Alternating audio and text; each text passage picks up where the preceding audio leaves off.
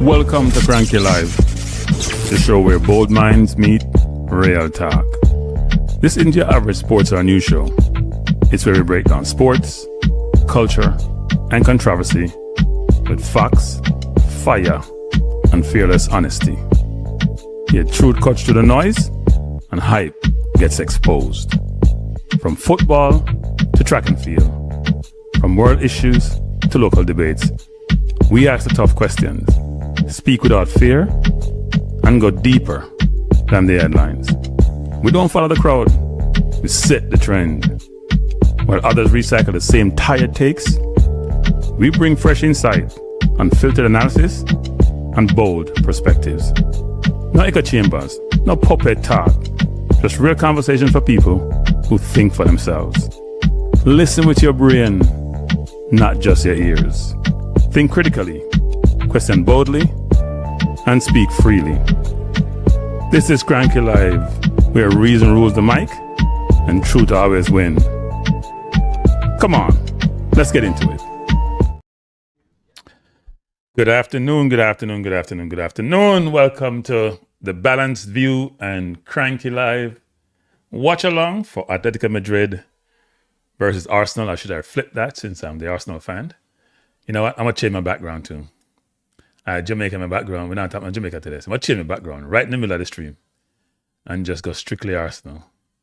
Strictly Arsenal. No Jamaica in the background. How's everyone doing? I may even change the background again. I don't know. And there's the Champions League thing. How are you doing out there in YouTube land? You ready for the game? You know what? I'll just change it again, people. I'll change it again. Yeah, this is more bit fitting of the profile. Our QB said, go Knicks. Yes. The Knicks were brilliant last night. Totally destroyed Embiid and the Sixers. And let's hope that continues. We're looking good. We still have to, if we beat the Sixers, we may run into our nemesis, the Detroit Pistons, who said they want us, but Atlanta wanted us too. And see what happened. But we're here to talk football. Arsenal playing Atlético Madrid at the Emirates. If you can recall, in the first game of the semifinal, we drew 1-1 at their place. They had some very good chances in the second half, but we should have gotten the penalty that was overturned. Whether or not it was a soft penalty is irrelevant, regardless of the situation. If it's not clear and obvious, you have to get the penalty. Nitro said we're born ready. Peter said good and ready. Arnaud said go Knicks too. I'm having a good time over the last couple of weeks. My Knicks winning, Arsenal looking better than we did in the Carabao Cup and the FA Cup. So it's been good. So let's jump right into it. It's a starting lineup. Now, I'm going to say, with my little arrogant self, that Cranky knows what he's talking about. And you may say, why do I say that? Because I've been advocating for Lewis Kelly to be in the middle, and that Zubamende is a sideway passer and doesn't have range, and therefore we need something different. And Lewis Kelly, with his penetrative ability to run through the middle, ability to play a 6 and a 8 with Rice, they can interchange, because Zubamende can't play the 8, but Lewis Kelly can play both the 8 and the 6, and so can Rice. So either one can go when we're attacking, and the other one can stay and protect the defense. And Arteta got brave and played both of them. Now, it's the same team that played against Fulham, which I find interesting. Because Arteta can be very, very stubborn. And as a know-it-all football manager and coach, he always makes decisions that he believes that a lot of people don't agree with sometimes about his team. But I think he picked the right team today. He's going on the attack. He wants to win. He wants us to be a little more expansive. And I think Lewis Kelly provides that versus Zubamende. And Trossard, I think we should play Martinelli because if it's Calafiori, he's less defensively assured. Nkapie is a much better defender, but Calafiori is a much better attacker. So it's an interesting lineup. Atlético Madrid, they rested all their players this weekend, so they're fit and ready. So it should be a good game. Bless up, Wun. Hey, Wun, how you doing? I haven't seen you in a while. Wun. Yeah, I mean, Skelly, if you look how Skelly plays the inverted in the left back position, he was exposed this year in terms of his lack of speed and coverage ability when he's isolated. But in the middle of the park, you have a lot of traffic. You can make mistakes and get away with it. My only concern about Lewis Kelly is that he does a brilliant job of shielding the ball, but it's also his weakness, his kryptonite, because sometimes the referee will not call it. And then if you get dispossessed, right there in front of your defense, you can be exposed. It's less risky than you play a left back position and do that, because normally you don't have much coverage. Even though when you play the inverted, you have a little bit of coverage. It's not the same coverage as if you have 4 defenders behind you or 3 behind you when you're playing in the 8 or the 6 and you get dispossessed. So it's a really good setup. Rice will have more coverage in terms of him being able to go sometimes or stay back and have Lewis Kelly go. So I'm pleased with the lineup. Trossard played a very good game this weekend, but that was his best game of 2026, and he hasn't scored in 2026. But Arteta trusts him, and let's see what happens. Flair says, Cranky, the Gunners win. Yeah, John Sterling did pass away, great Yankee announcer. So yeah, I'll try to, maybe I'll emulate him if we do win. One said the Fulham game was the first Arsenal game I enjoyed watching for a long time. We played forward fast. We were third as usual. Yeah, the problem that we have is this, which people don't realize, is that a lot of our players play sideways football. So let's think about the team and the players who got replaced. If you look in the left back position, Nkapé is a very good defender. He's quick. He's a centre back by trade. He's quick. He's physical. He anticipates well. But going forward, we never invert him. We play him out wide because he's not good playing the inverted, like we do with Calafiori or with Lewis Kelly. So that's one change. We make him more offensive. And Calafiori actually had 1 header saved and 1 was just offside. So he probably could have had 2 goals in that game. So he's a very offensive left back. And the great thing about Calafiori and Lewis Kelly is because they both play left back position, they can cover for each other, right? Either Gabriel can rotate over or Lewis Kelly playing the 8 can rotate over to cover for him when he goes forward. Zubimendi versus Lewis Kelly. Zubimendi plays, to me, a very sideways game. His game is he plays it to Gabriel, to Saliba. He'll go to Rice. You really see him go out wide unless he's upfield to his left winger or his right winger in Saka, which is something that Lewis Kelly does, right? And also his range in terms of how his coverage, when we're playing defensively, his range is not there. If you want to see how poor his range is, go look at our game against Man U. When, wasn't it Dorku scored that goal? He doesn't have the range for coverage. You know, Partey had that range. Long legs, can toe it off your foot, or take 2 steps and cover it. He doesn't have the range, nor does he have the speed. So he's a very traditional Spain midfielder, good on the ball, technically proficient, really good. But in terms of coverage and speed to recover, like how Rice does and track people, he doesn't have that. So defensively, he's less assured, and offensively, he doesn't penetrate, he doesn't go by players, he doesn't create mismatches. Because when you beat a player, then the defense have to rotate over. You get rid of somebody behind you, defense have to shift. 1 second, people.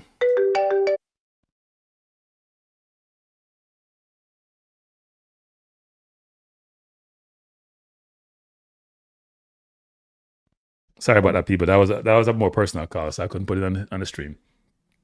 So in essence, Lewis Kelly is also very good between the lines. You just watch him play. He's going to take the ball. He's going to shoot it really well. He's going to run past people. The defense have to make decisions. He now have options to go left, right, or keep dribbling.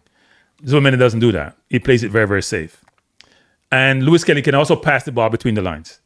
He and Eze are probably the best, and to somewhat less regard, Odegaard, in playing the ball between the lines so you can run onto it, right? Go watch him play the ball between the lines to like Martinelli, for example, or even the last game on the balls he played in.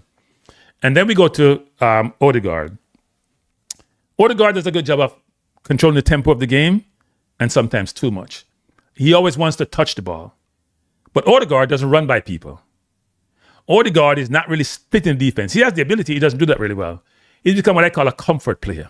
I control it. I pass it. I look good. I look pretty. I'm optically pleasing, but I'm not effective. Eze is going to, and Odegaard is a pretty safe player. He's not turning the ball over, except when he backheeled that ball the other day, way down in the opponent's half and gave away that goal. But he's a very safe player. Eze and Lewis Kelly creates more risk for you defensively, but more options offensively. So Eze will turn on someone in the middle of the park.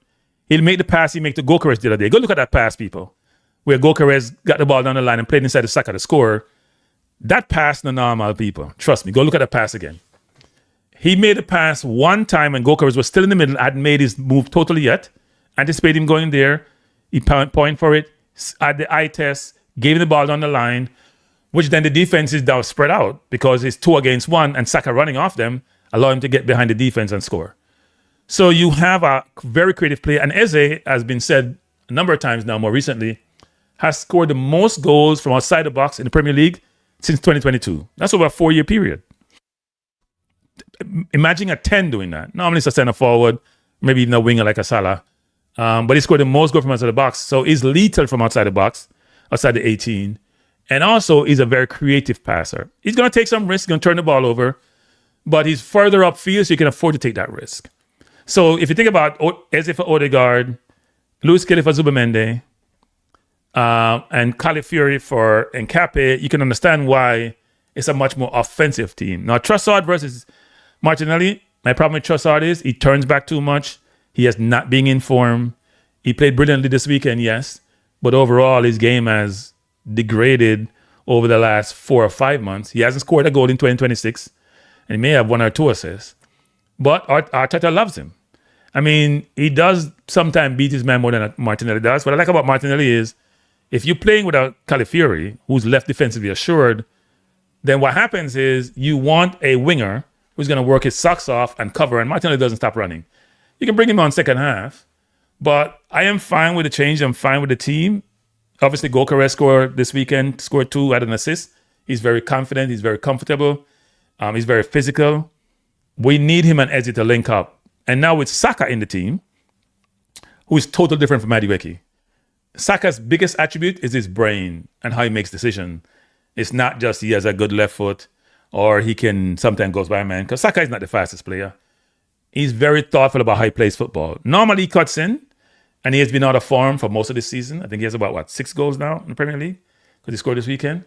But he's a very cerebral player, and that will help him in games like this when it's tense. You're at the Emirates. The crowd is buzzing. It's a much more offensive team between Calafiori, Lewis Kelly, Eze, and Saka. So I'm looking forward to this. Let me take some comments, if there are any. Braver from the manager. Yeah, the manager decided to go for it. He's not going to play conservative anymore. He's going for it. One said, I think our best team is playing today. Bar the question at left back. Calafiori great one-on-one if there's space, but I like his team. Yeah, I think he plays the Calafiori for his offense. Calafiori is a centre-back by trade also, right? What Arteta has done is bought about 7 centre-backs. Mascara, maybe 8. Ben White is centre-back. He used to play centre midfield too, and a right back. Mascara is a centre-back. Timber is a centre-back. So is Gabriel and Saliba. So is Calafiori. So is Nkape. So what he has done is acquire players who are versatile defensively, who are mobile enough to play out wide, because they all can run. They all are pretty quick, and they all are pretty physical. Even though Timber is a small, not the biggest size, he's very physical. So he's buying players who are defensively sound. Calafiori, you can question him because he does make mistakes defensively. Lewis Kelly was never a defender. He was put in an emergency against City, played well and kept there. And now they've decided, Arteta's decided in the last 2 games to play in the midfield. As I said before, there was a plan to give him a game at midfield against Mansfield, but because I think he got injured or there was some issue, he didn't play that game, and we hadn't seen him since. If you're Lewis Kelly, you must be buzzing. And there were a lot of communication in the media and public space about us thinking about selling Lewis Kelly and Nwaneri because they are pure profits. And like people talk about this thing like they understand what they're talking about. Like they're pure profits. Like people, let me just say this. Normally, I'm going to take 2 seconds on this. If I buy somebody for 90 million over 5 years, that means I get to take off my books. So I put on my books the 90 million. I pay out cash. I have a player for 90 million. And then what they call it amortizing. So every year I expense a portion of the player. So it's 1/5 of that 90 million is 60 million. So if you have Havertz, I think inside a 4 or 5 year contract, he only has a year left on it. So if you sell him and say he costs 70 million, you only have about 14 million left on your books. It's not a big number, right? If it's a 5-year at 70 million. So even though Lewis Kelly may be pure profit, it's not like a Harvard sale or Jesus sale going to be that terrible because they've been on the book for a long time. Now, if you buy somebody for 90 million and after 1 year you want to sell them, that's a really bad thing. You may have what they call a loss in accounting terms on it. But it's a really good deal to see that Lewis Kelly may be solidifying his position at Arsenal and may not be considered for sale because I think Man U want to buy him and a few more teams. Now Arsenal may have a rethink to say, look, let's keep this player because he's quality. What do I expect today? I expect a more defensive Atlético Madrid, actually, because we're going to be more offensive. So I expect them to be more defensive, I should say, not offensive. We have to be very careful at the counter via Lookman, via Alvarez. Alvarez is a brilliant player. We have to be very cautious, especially given I'm not comfortable with Ben White playing right back. I think Ben White has lost 2 steps, and he just looks... When I see Arsenal play, Ben White is the weak link. Really weak link. Jargons, how you doing? Cranky, who say you don't know about? I hear you, Jargons. I hear you. No, I've been calling for Lewis Kelly for a while now, people. Let me tell you something. You see, in today's football, in contemporary football, there's not much difference between an inverted 8 and a left back. If the left back is good at inverted. Like Timber is not the best inverted right back. So I wouldn't consider Timber to be a really good inverted player. Nkape isn't either. Califier is good. Lewis Kelly is brilliant. There are degrees and there's difference in terms of level of quality play in that position. The kid from Man City, O'Reilly, at left inverted is brilliant. In fact, he probably play left wing more than left inverted. There's not a ton of them in football. So that can play both positions really well. Lewis Kelly was good last year at left back. This year has been woeful. At least late last year, and this year has been woeful, so he hasn't really played. But this should be a really good game. I'm really looking forward to it. I am truly pleased with the starting lineup. I am very confident, to be honest. I think Atletico sort of, challenge us mid to late second half in the first game. We're at home. And we should go for it, and we're going for it. Yes, Cancelo was very, very good when he was at Man City. I think he went to Barca too, didn't he? And then he went someplace else. No, he was very good at it, actually. Very good. So was Zinchenko, by the way. Zinchenko wasn't a good... Well, I got to be very careful to say who's good at it. Zinchenko was good playing the inverted. He wasn't good defending. He's good offensively. We got to be careful when we say you're good inverted. I should say you're good offensively. Because Lewis Kelly was good both ways. And then people found out that he's not that quick. So they started challenging him and they started targeting him. And in any sport, if you get targeted, like in basketball, where they target Brunson as a point guard because you can't really defend that well, if people target you and come at you enough, at some point they're going to have success. And if you lack certain speed, which Lewis Kelly lack, it's going to become much more obvious. So it is. It should be great. It should be great in terms of this game today. I'm looking forward to it. Now, people are saying, by the way, people, I may carry tomorrow's game too. Because that game was so exciting the last time. I got to see the other one. I may do a watch along for the Bayern Munich versus PSG game. And the general consensus is that the winner of that game will win the Champions League. People don't be so sure. First of all, if Arsenal win this game, we are good defensively. Not going to say we are perfect. Not going to say we are impenetrable. I'm just seeing the pass that Eze just made to Gyökeres. It's a different kind of pass, people. It's different kind of pass. And Saka made a brilliant move. Fake outside, went inside, and then went inside and scored. But that pass by Eze, it's not normal. Just watching it on the screen, and a normal pass that. You have to be forward thinking to do that. If that was Odegaard, he probably played the Saka, take it back, turn, spin like a gig, and go nowhere. And maybe the criticism I have about Gyökeres will recede somewhat because maybe now he'll have more support in terms of players playing in the ball to him. And the more balls you get as a forward, the more comfortable you get, the more you're in the game, the more you touch the ball, like in any sport. If you're just a spectator, then it's not a good thing. If you're played in the game, you feel more confident, you feel more comfortable, you feel more part of it. It even encourages you to play defense. So, yeah, looking forward to this. Jay just said, he was an attacking midfielder coming to the left back by Pep. Okay. For Zinchenko, yeah, you're right about that. He plays midfield for Ukraine also, so that's true. That is true.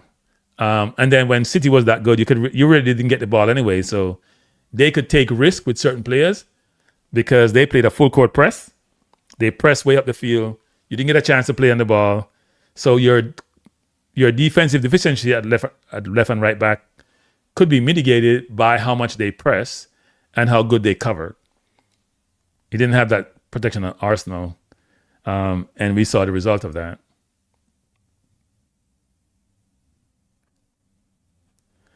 Yeah, I think he had some issue with Pep, didn't he? If my understanding is right, I think he had some issue with Pep. That's why he got let go. Um, there are certain bosses in football who are bigger than the players, and Pep is one of them. Alex Ferguson was one, Pep was one, Marina to some respect. Yeah, most managers are not bigger than the best player on the team. Arteta is probably bigger than all the players at Arsenal. There's some managers who have that level of authority. Nobody's bigger than the players at Real Madrid. I don't care if you're you. I don't care who you are. You saw how they run away Xavi Alonso, and the players like Mbappe have too much power, and they abuse the power actually, as we saw at PSG where it was Mbappe, Neymar, and Messi. None of them played defense. That's why they couldn't win anything. And as they left, they won, which must be embarrassing to Mbappe. I mean, he's won a World Cup, and he's won at PSG, but there's nobody in the league to challenge him. In the Champions League, he has not been so great so far.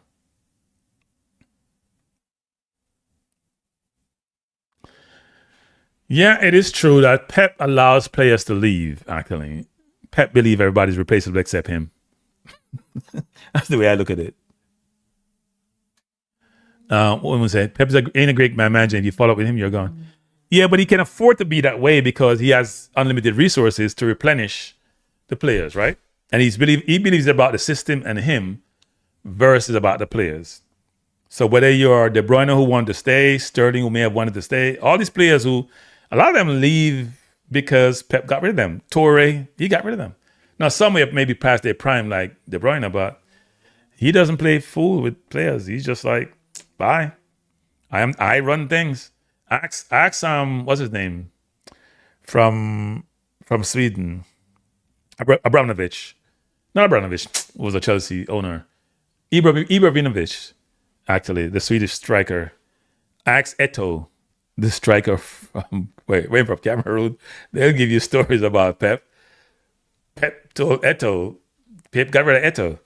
And Eto told him that he wasn't a great player. I was reading an article about that he wasn't a great player, and Pep got upset. And he just moved Messi in the false nine and got rid of him. No, well, he moved Messi in the false nine for Abramovich, who he got rid of Eto to bring in and then put Messi in his place. Really interesting. I would probably say the only player Pep may not necessarily have the authority over, but he probably gave Pep no problem, would have been Messi. Because even Ronaldinho they got rid of because he was partying too much. So, yeah. Make Pep coach Burnley and then poor management. Pep would never coach. Wouldn't do better than that, man. Pep only coached star teams.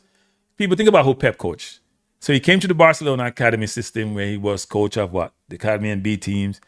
He took over a brilliant team at Barcelona with the Iniesta, Xavi, Busquets, Puyol, all those players, and then had Ronaldinho, Eto, Messi, Henry came in. He had a litany of brilliant players. And then he took a year off and then went to Bayern, even though they didn't win the Champions League with him. But Bayern is the best team in Germany, so he couldn't lose. Then he came to City, who won 2 championships before he came on a Pellegrini and Mancini. And when he left Bayern, they won the Champions League. When he was there, they didn't win. But everybody praised him about his methods and his strategy. But he doesn't win Champions League because he overthinks it and make mistake when he's managing games. Two things stand out to me about that. I'm going to go about the Arsenal game, but when they played Real Madrid, it's always Real Madrid he's messed up against. He must be intimidated by them. And he played Fernandinho at right back when Walker got hurt and Vinicius Jr. destroyed Fernandinho. And then in this year, when he put Semenyo in the 10, Savino to the right, when he had Cherky on the bench, Savino can't play the 10. Semenyo can't play the 10. Savino can't score no goal. And he overcoached like he normally does. And he doesn't get enough criticism about that because it was asinine decisions. Asinine. Look at Cherky now playing the 10. So anyway, But that's Pep. He's a brilliant manager. Jamaica, you know what? Jamaica should try to get Pep. Why don't you try to? He have enough money. He have more money than God. He can work for free. Hey, Rudolph, I'm JFF. Ricketts, please call our Pep office and tell them you want to come teach Jamaica so we can develop a style of play and system of play. We need to do that. We have enough athletes down there to produce good footballers, and the kids are not dumb. They're just not being coached the right way. Jay-Z said, while Pep was recruiting these players, look on the money man you were spending for talents during the same time period. Remember, he walked away from both Maguire, DeLitt, and Fred because of the fees. Well, is he the one making the fee decision, or is that someone in the boardroom? The guy was at Barcelona with him. What's his name? I can't remember his name. I see Saka in the tunnel. I see Raya in the tunnel. I see White. I like those Arsenal kit actually that they have on. And I also see Atlético Madrid. That's Griezmann. So we're close to game time, people. It's 4 minutes to game time. My feed should be up to speed actually. One may get the game before me because he's in Europe. Mine may not be as quick. Those satellites don't work the same. But I'm looking forward to this game. You see on the screen the Arsenal team and the Atlético Madrid team. The danger men are the three front men for Atlético Madrid, even though Lookman was poor in terms of scoring against us. But Griezmann, Alvarez, and Lookman. Koke, the captain, has been there forever. Llorente is a good player. But we can get at their defense. I don't rate some of the defenders. And Oblak has lost 2 steps as a goalkeeper. Pep ain't the best ever, man. Who is the best ever then 1-1? I'm not going to say Pep is the best ever because Pep has never coached a bad team or a team that didn't have a lot of talent. So it's hard to discern who's the best ever. So who would you say is the best? And Pep replenished team, but he has the money to do so. He was in the best team in Germany, win him every year. He came to the best team in England who won every year, and they won before him. So it's not like, and under 2 different managers, could they buy the best players? And at Barca, they have a system where they produce the best players and supplement it with quality.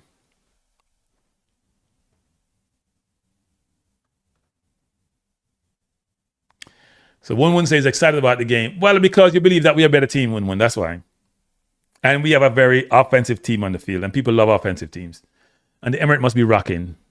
I should find a way to get to some of these games sometime, even though I hate flying. I didn't totally enjoy the Emirates because I've been to the Emirates about 4 times, I think. And 3 of those times I went in boxes. I hate sitting in boxes, people. There are no vibes. No vibes in the boxes. So I used to have a friend of mine at my old company. Actually, I went to the Emirates 5 times. When I used to go over on business to England, he used to have season tickets. Family have season tickets right at the halfway line, actually. So I go to games, and then I know somebody who used to get tickets from agents. So the agents represent players. But I didn't like the boxes are kind of way up. There's no vibes there. You get the same feeling. And there's people always in the boxes who don't like football. I don't know why they're there. It must be the scene. So they're not even watching the game and having conversation. So, but when you're in the middle of the crowd, especially the more runker sections, Arsenal is a very Jamaican call it Rista. Is more in the Rista crowd though. Tell you the truth. Me and the Rista crowd. This year for Simeone to do what? Losing the semi-final? One say Alex Ferguson's the best I've seen. But you could say the same thing about Ferguson you said about Pep, When Man U dominated in England, they could buy all the best players. Whether it was Rooney, whether it was Carrick, whether it was Ferdinand. You look at all those players, they could buy all the best players. They produced the 5 players in the 2 Nevilles and Beckham and Scholes, and I forget the other one. But they buy the best players. Whether it's Berbatov, they buy the best players. They had all the money. Only Arsenal was anywhere close. And Arsenal didn't have kind of money. Because Arsenal owners were tight. So it's hard to judge Ferguson. Yes, he brought them through, and yes, he almost got fired way back when. But he had the best team for a long time. So I don't know. It's hard to discern who's the best ever. Jay says, coaching wise and tactics, Ferguson come no close to Pep. Well, Ferguson didn't coach people. Ferguson managed. There's a difference. Ferguson's assistant's coach. You hear Roy Keane talk about that. His assistant do the coaching. He managed. All right, people, it's almost game time. I see Lewis Kelly. He looks a little bit nervous. But I think muscle memory will take over when the game starts. It's the Champions League semifinal. It's Arsenal against Atlético Madrid. We are ready to commence. It's 3 p.m. Eastern Standard Time, 8 p.m. London time and 12 p.m. California time. So we're good to go. Thanks for being here, people. As you're in the chat, please hit the like button. I would really appreciate it. I'm truly looking forward to this game. I expect Gokares to produce tonight and to score. I expect Saka to play a brilliant game. But people I'm looking for who I think will be the difference maker are Lewis Kelly, Rice, and Eze, my midfield. I expect this midfield to produce and to take us to the Champions League final. Atletico Madrid has the kickoff. Hope it's not like against Everton where Man City scored for the kickoff after the third goal by Everton. Arsenal, Lewis Kelly plays the ball up, trying to find Gokares. Ball headed down to Atletico Madrid, to Rice, back to Gokares, to Saka. Saka coming forward, plays it out to White. White try to go inside to Rice, plays behind Rice. And here comes one Atletico Madrid, really bad pass by White. Here comes Lookman. Really good turn inside. And Atletico Madrid did a good job of changing the ball to the right. Ball out of bounds, throw into Arsenal. You just joined us. We're in the first minute of play. Arsenal versus Atletico Madrid. It's this second game of the semifinal. The winner goes to the Champions League final to play either PSG or Bayern Munich. PSG leading 5-4 on aggregate in the first game. So it's Saliba. Atletico is pressing. Saka inside and pass it back to Gokares and got taken out. That's not a good tackle at all. And that was an unnecessary tackle because Saka was going to play. That was Koke, actually, the captain for Atletico. Yeah, that was a bad pass by Saka. He bailed him out there.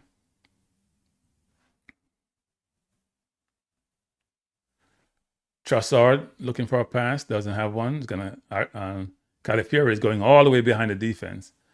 So they have Lewis Kelly covering for Calafiori. No, I'm sorry. Lewis Kelly's inside. Oh, is that on the outside? Oh, that's Eze. Why is Eze all the way to the right? Sometimes I think Eze daydream on the field. Saka goes inside to Ben White. Ben White back to Rice. Rice is playing very deep and playing between the two center halves. Goes back to White. Back to Rice. Atletico is pressing as a team. Not a full court press. Very organized defensively. Calafiori coming forward. Is they trying to get involved in the game? It's come deep like Odegaard normally does to get the ball. Ball into Lewis Kelly. Lewis Kelly looking for a pass. Goes back to Rice. Rice has White outside if he wants to go out there, but he goes back to Lewis Kelly, who's coming forward. He goes back to Rice.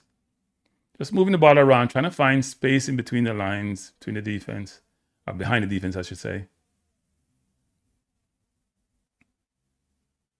Calafiori is way up the field. We got to get the ball over to the left as quickly as possible. And Rice is out there trying to find him. Ball played on the line to Calafiori. Trossard out of bounds, throw into Atletico Madrid. I'm not sure what Trossard was doing.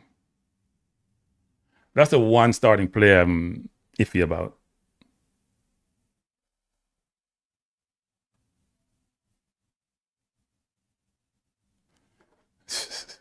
We'll see RR QB5 Cole. We'll see what happens today.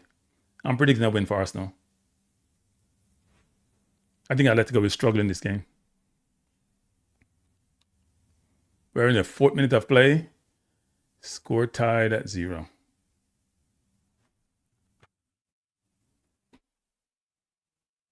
Arsenal coming forward, trying to find Trossard outside by White.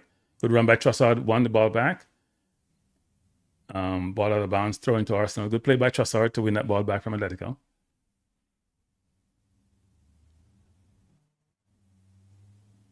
Lewis Kelly to Rice. Rice out to Saliba. Saliba inside to Eze. Eze trying to turn, but tracked really well. Arsenal probably need to move the ball a little bit quicker. Trossard back to... We're going backwards. Come on, Arsenal. Let's push them back. Not let them push them back because they push us back defensively. Or if we're going to have them go back, we got to go hit them quickly going forward. Here comes Trossard. Plays it out to Saliba. Goes inside to Rice. Rice to Gabriel. Gabriel has Califieri out wide. Why is Eze drifting so left so much? Saliba looking to go inside. Lewis Kelly come back. Back to Rice. Rice all the way back to Raya. It's a good play. Back to Gabriel. Gabriel back to Raya. So we went from all the way down in their half to our half. Don't try anything cute between the lines. Please don't do that. Ball back to Raya. Raya with a dangerous pass inside. I'm not buying those passes. Back to Trossard. See, passes like those have to allow me to beat the midfield. I'm not making that dangerous pass unless it's worth the risk. It wasn't worth the risk. Saka coming forward. Plays all the way across to Gabriel, who asked for it. Now, Trossard should be going down the wing. Trossard should be going way down the wing, and he's not. Eze turning. Goes inside to Saka, back to Eze. There's nobody wide if Saka has it inside. So Arsenal dominating possession. Lewis Kelly looking for a pass, goes to Eze. Eze tripped up. Referee said, no, it's a foul. I thought he was going to say play on. If you just join us, everyone, if you're in the chat, please hit the like button. And if you haven't subscribed, please do so. And if you haven't shared the channel, please do so.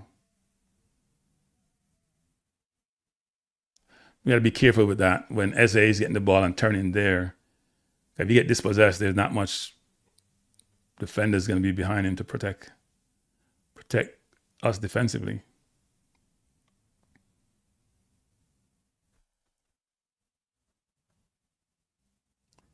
Here comes Trossard coming forward. Just put the ball far post. Gokers hasn't touched it yet. Rice has it. Cross in the box. Not a good cross by Rice. Oblak trying to get a little upfield and Arsenal scrambling. Ben White is out of position. Saka covering for him. Atlético coming forward. We're in the 7th minute of play. Score tied at 0. Arsenal versus Atlético Madrid. Second game of the semi-final Champions League 2026.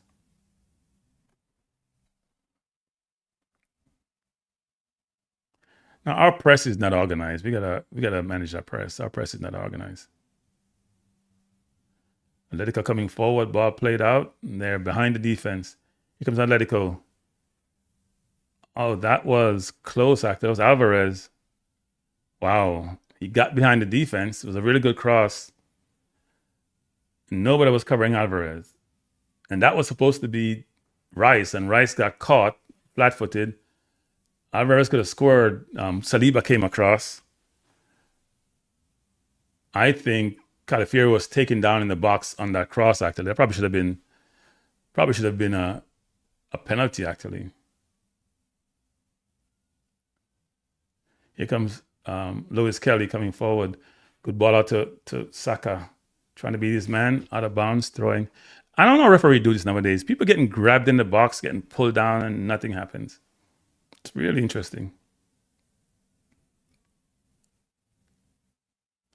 We're in the 8th minute of play. Arsenal dominating possession. But score still tied at 0. Neither keeper has been tested as yet.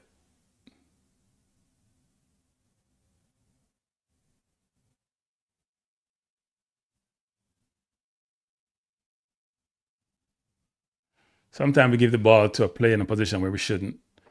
They're just hoping to nick that ball off, and then we're going to be struggling.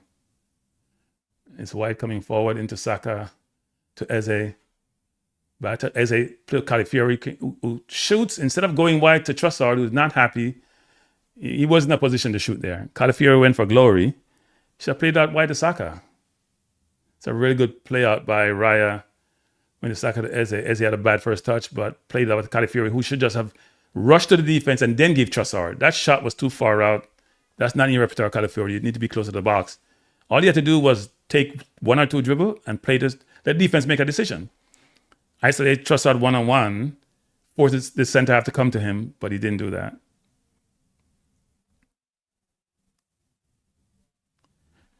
Ball out of bounds by Atletico. So Arsenal got to be careful for that counter-attack from Atletico.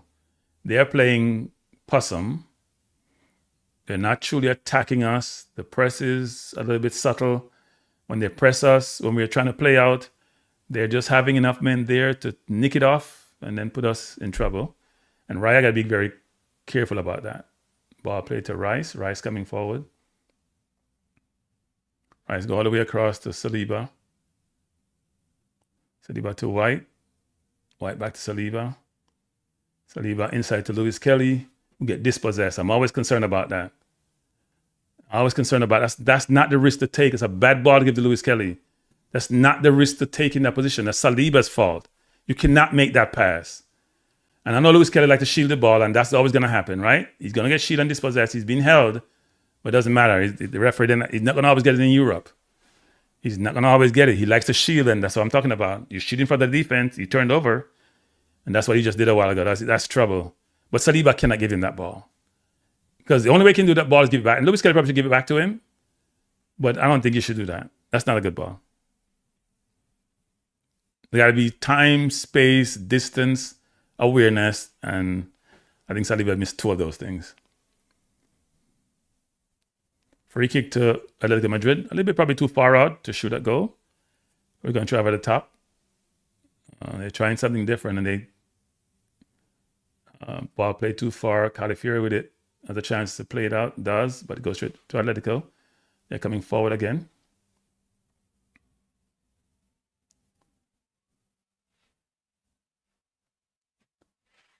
Oh, wow. That was close. They're penetrating us. That was close. Brilliant play in the box by Rice, and I think that may have been Gabriel. But they had a set play. They got in behind Calafiori, which we know is going to happen, right? It's a brilliant tackle by Rice. But Calafiori is not the best defender. And Rice blocked that one. That would have been a sure goal. Calafiori is not defensively aware. Good going forward, but defensively, he's challenged. Atletico is putting some pressure on now.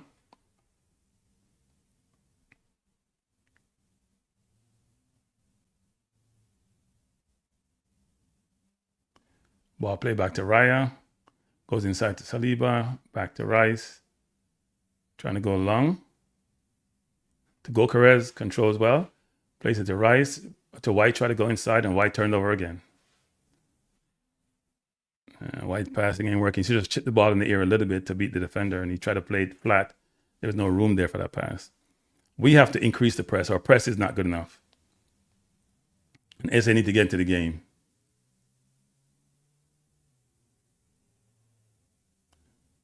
Atletico trying to play out. Rice tracking his man well. Here comes Atletico again. Ball played by the top, but out of bounds for throw-in. 13 minutes in, Atletico have had, I'd say, 2 chances, Arsenal none. Score tied at 0. We're not penetrating them.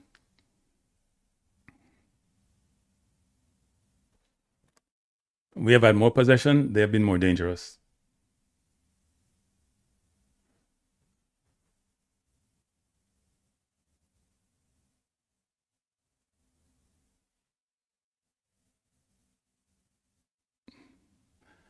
That's not a good play a while ago. That throw has to give Gabriel a chance to play it on the ground. He didn't. Bad throw by Calafiori. Yeah, he's had a couple. I think Ben White is a liability, as far as I'm concerned. And he shows up. Throw into Atletico. We're in the 14th minute. Score tied at 0. Lewis Kelly won that ball, but played out by Atletico, throw into Arsenal. We can't even throw the ball in. What the hell is this? Arsenal coming forward. Raya looking to go long. Raya plays it into the Saka. Almost got dispossessed. We have to be we're not aware where we are. What they're doing is setting up this trap. They have a trap they're setting. They allow us to play the ball in the middle, and then they attack it when we play it. And look at that. Raya almost gave it away again. Stop that nonsense. Ball played into Saka. Back to Raya.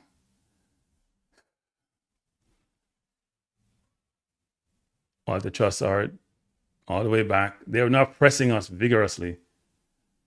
And we're struggling to play out.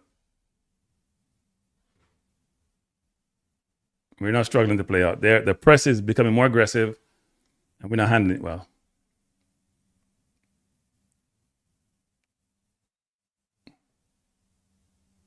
When people are pressing you that vigorously, you got to go over the top. You got to set them up and go over the top.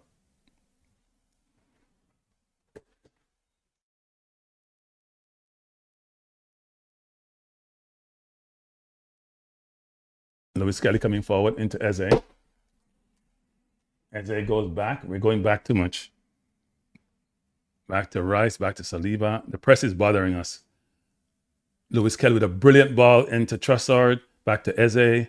Eze out to Rice. Rice coming forward. Plays to Saka. Saka with a bad pass to nobody. Bad pass by Saka. Nobody's ball. The press is vigorous and we're struggling with it. That pass to Saka was to no one.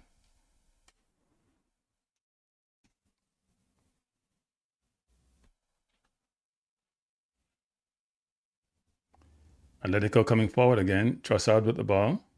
Coming forward. And they're being physical. We're not physical enough. Trying to play down to Goalkeeper has the ball down the wing. Trying to get away from his man. Ball out of bounds. Corner to Arsenal. Good run by Goalkeeper. Very good run by Goalkeeper.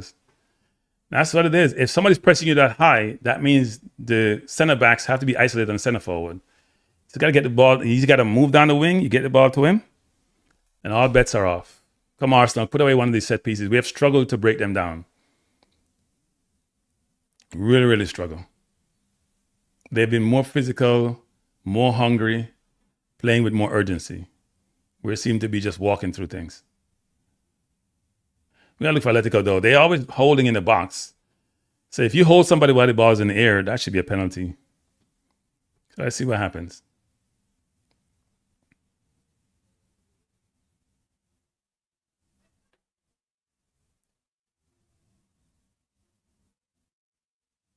Arsenal moving around. Here comes Rice. Find Gabriel. Referee having some conversation because people are holding.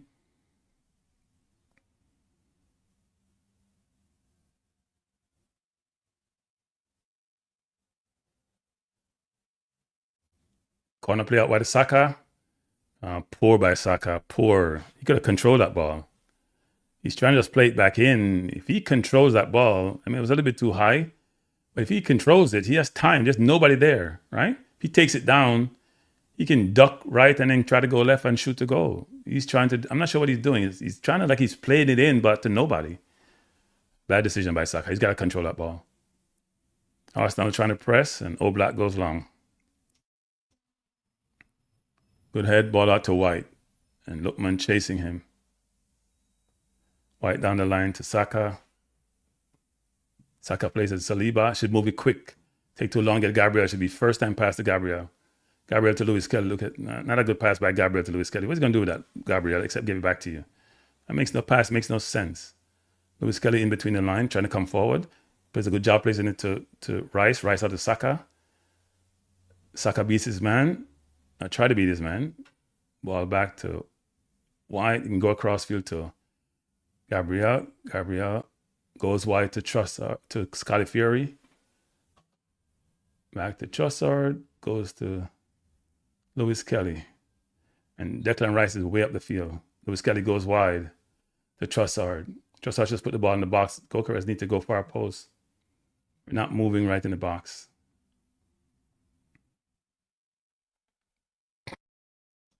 Ball play to White. White want to go into Saka. Go Saka behind. Saka just put it far post now. Good cross by Saka. Ball in the box. Ball head out to Lewis Kelly, who goes to Gabriel, who shoots. Rust past the post. Good shot by Gabriel. That's a really good pass by White. Good run by Saka. Really good setup play. Saka fake upfield and then went behind the defender. Goalkeeper was not there. Not where he probably should be, actually. It's a good cross by Saka. Unfortunately, the ball didn't come to Eze. We'd love that ball to come to Eze. It was a good shot by Gabriel just outside the post. If he just hit it with less curve, it would have been a dangerous shot.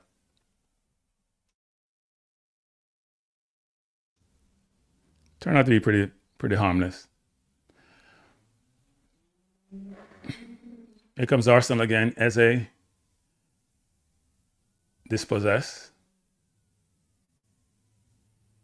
As you can understand, he's not going to get as much time on the ball. He's playing like he has all day sometime. Arsenal won the ball back.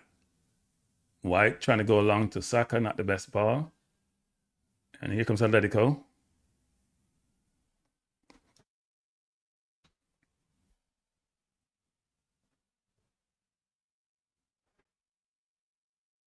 See, nobody's, oh no, Rice marking Koke now. You gotta be able to do that. Good play by Atletico to beat the press. And now Rice is way back and he can't get back. He's jogging. I'm not sure Rice is in shape, you know. I think he's burned himself out this season. I shouldn't say be in shape. I think his legs are gone. Sometimes he just can't get back upfield. That's why he probably shouldn't do too much an overlap and maybe play more positional. Here comes Atletico. 21st minute, score tied at 0. And they have had a better chance so far. Foul on Rice against Alvarez. Free kick to Atletico. And Simeone is going like a madman on the sideline. That was a foul by Rice.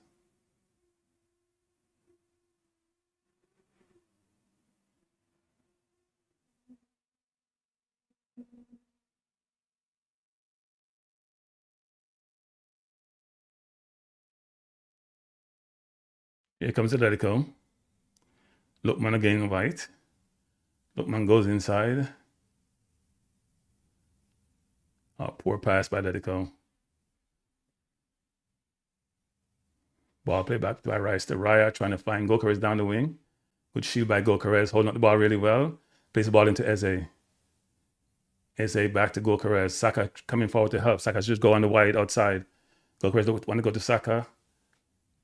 Goes on the wing and he get dispossessed. That's just poor. Saka to give him much room. That's your fault, Saka. Give him some room to give you the ball. You give him no room to do something to make the defender create the space. You run up on him. What are you supposed to do with the ball? He has the ball there. He plays to Eze. Now Saka is coming the same place where Gokares is. And not doing anything. So then what is he supposed to do? Now he's outside. He probably should have given it the ball then. He made a mistake by holding onto the ball and then you ran into the space. Saka, you have to get out of the way. You have to get out of the way.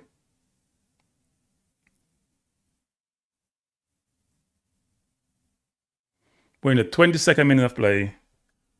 Arsenal 0, Atlético Madrid 0. It's the UCL semifinal. Bad play by White, miscontrol. And here comes Lookman against White. And he ran it out of bounds. Goal kick to the Arsenal.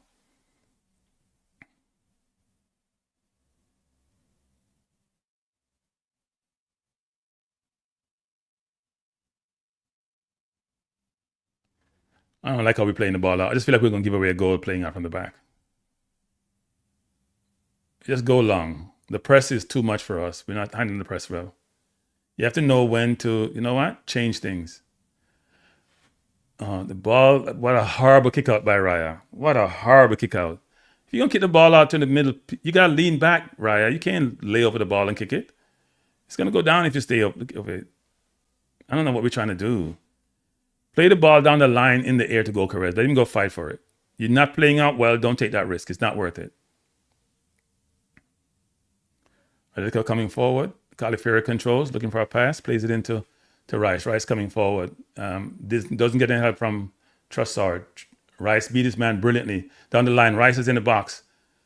Cross it back. Ball played out for a corner to Arsenal. Rice don't have any left foot. Trying to encourage the crowd, but good run by Rice. Got away from his man, from Griezmann. If he just stopped it and relaxed a little bit, yeah, he just had to stop it and put on his right foot because you have no left foot to cross the ball. He wasn't crossing into anybody. Just cut it back and try to put it far post.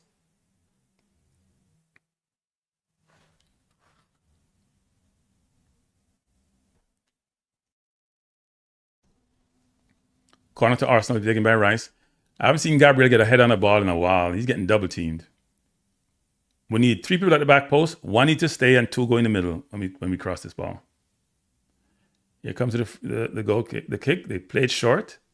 Rice plays it out to Saka. Saka goes back to Rice.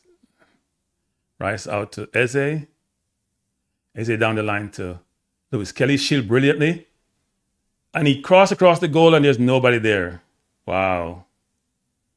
Gabriel wins it back to White into Saliba far post. Ball plays over the top. No one there.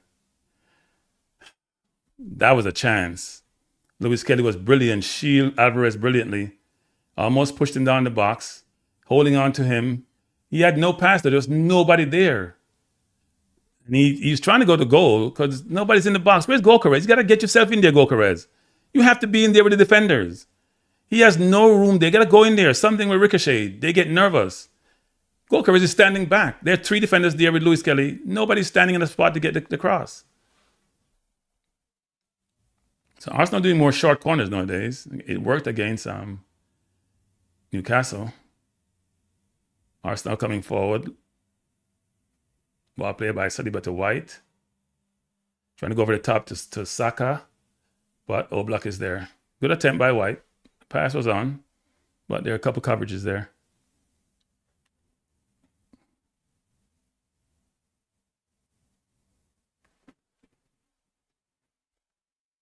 Atletico Madrid playing out. Ball out of bounds. Throw into the Arsenal. If you just join us, we're in the 25th minute of play. This is not PSG versus Bayern Munich, obviously. You know, have the attacking prowess, but it's a decent game so far. Nothing penetrative, not a lot of chances created. Atletico had 2 early. Arsenal just had a couple, wasn't clear chances. But Atletico defense is pretty stern, actually. They're starting their defense about the halfway line, which means there's less room they have to cover. As they turn, got tripped up, foul against Eze. At least Eze gets it. He's trying to turn on people. Force the defense to make a decision.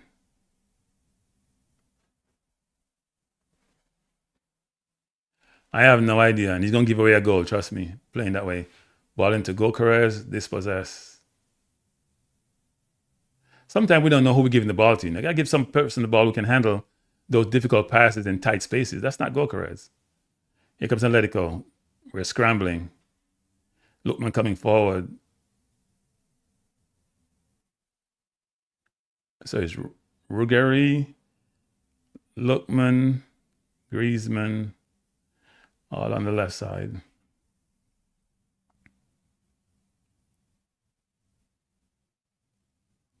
Atletico coming forward, deep in the Arsenal half. Really good 1-2. Good play by Califieri. Gave a bad ball to, should be a foul referee. No? Foul linesman. It was a foul the first time when he pulled back Trossard. Free kick to Arsenal as a pull on Califieri. We're in the 27th minute of play, 28th minute. The score is tied at 0. Not a lot of chances so far. Arsenal getting the ball down to the byline on the left side, but players got to put themselves in a position to get the cross.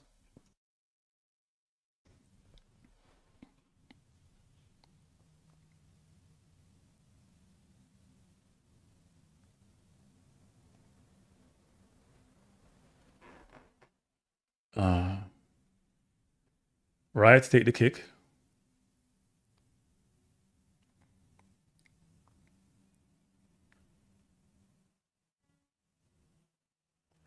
Ball out of bounds, throw into Atletico. Ball was to no one.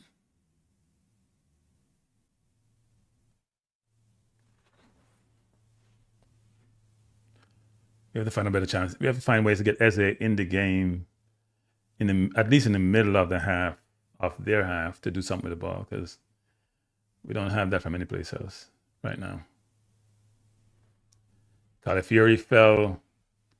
Califieri is just not a good defender. Ball crossing the box. Good play by White to shield off Lookman. Here comes Alvarez against Saka. He goes all the way back to Koke, the captain. And here comes Atletico again.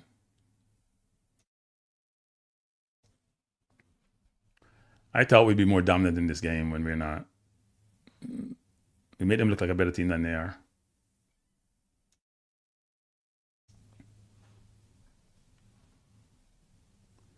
Comes Lookman. Lookman again turn, going forward.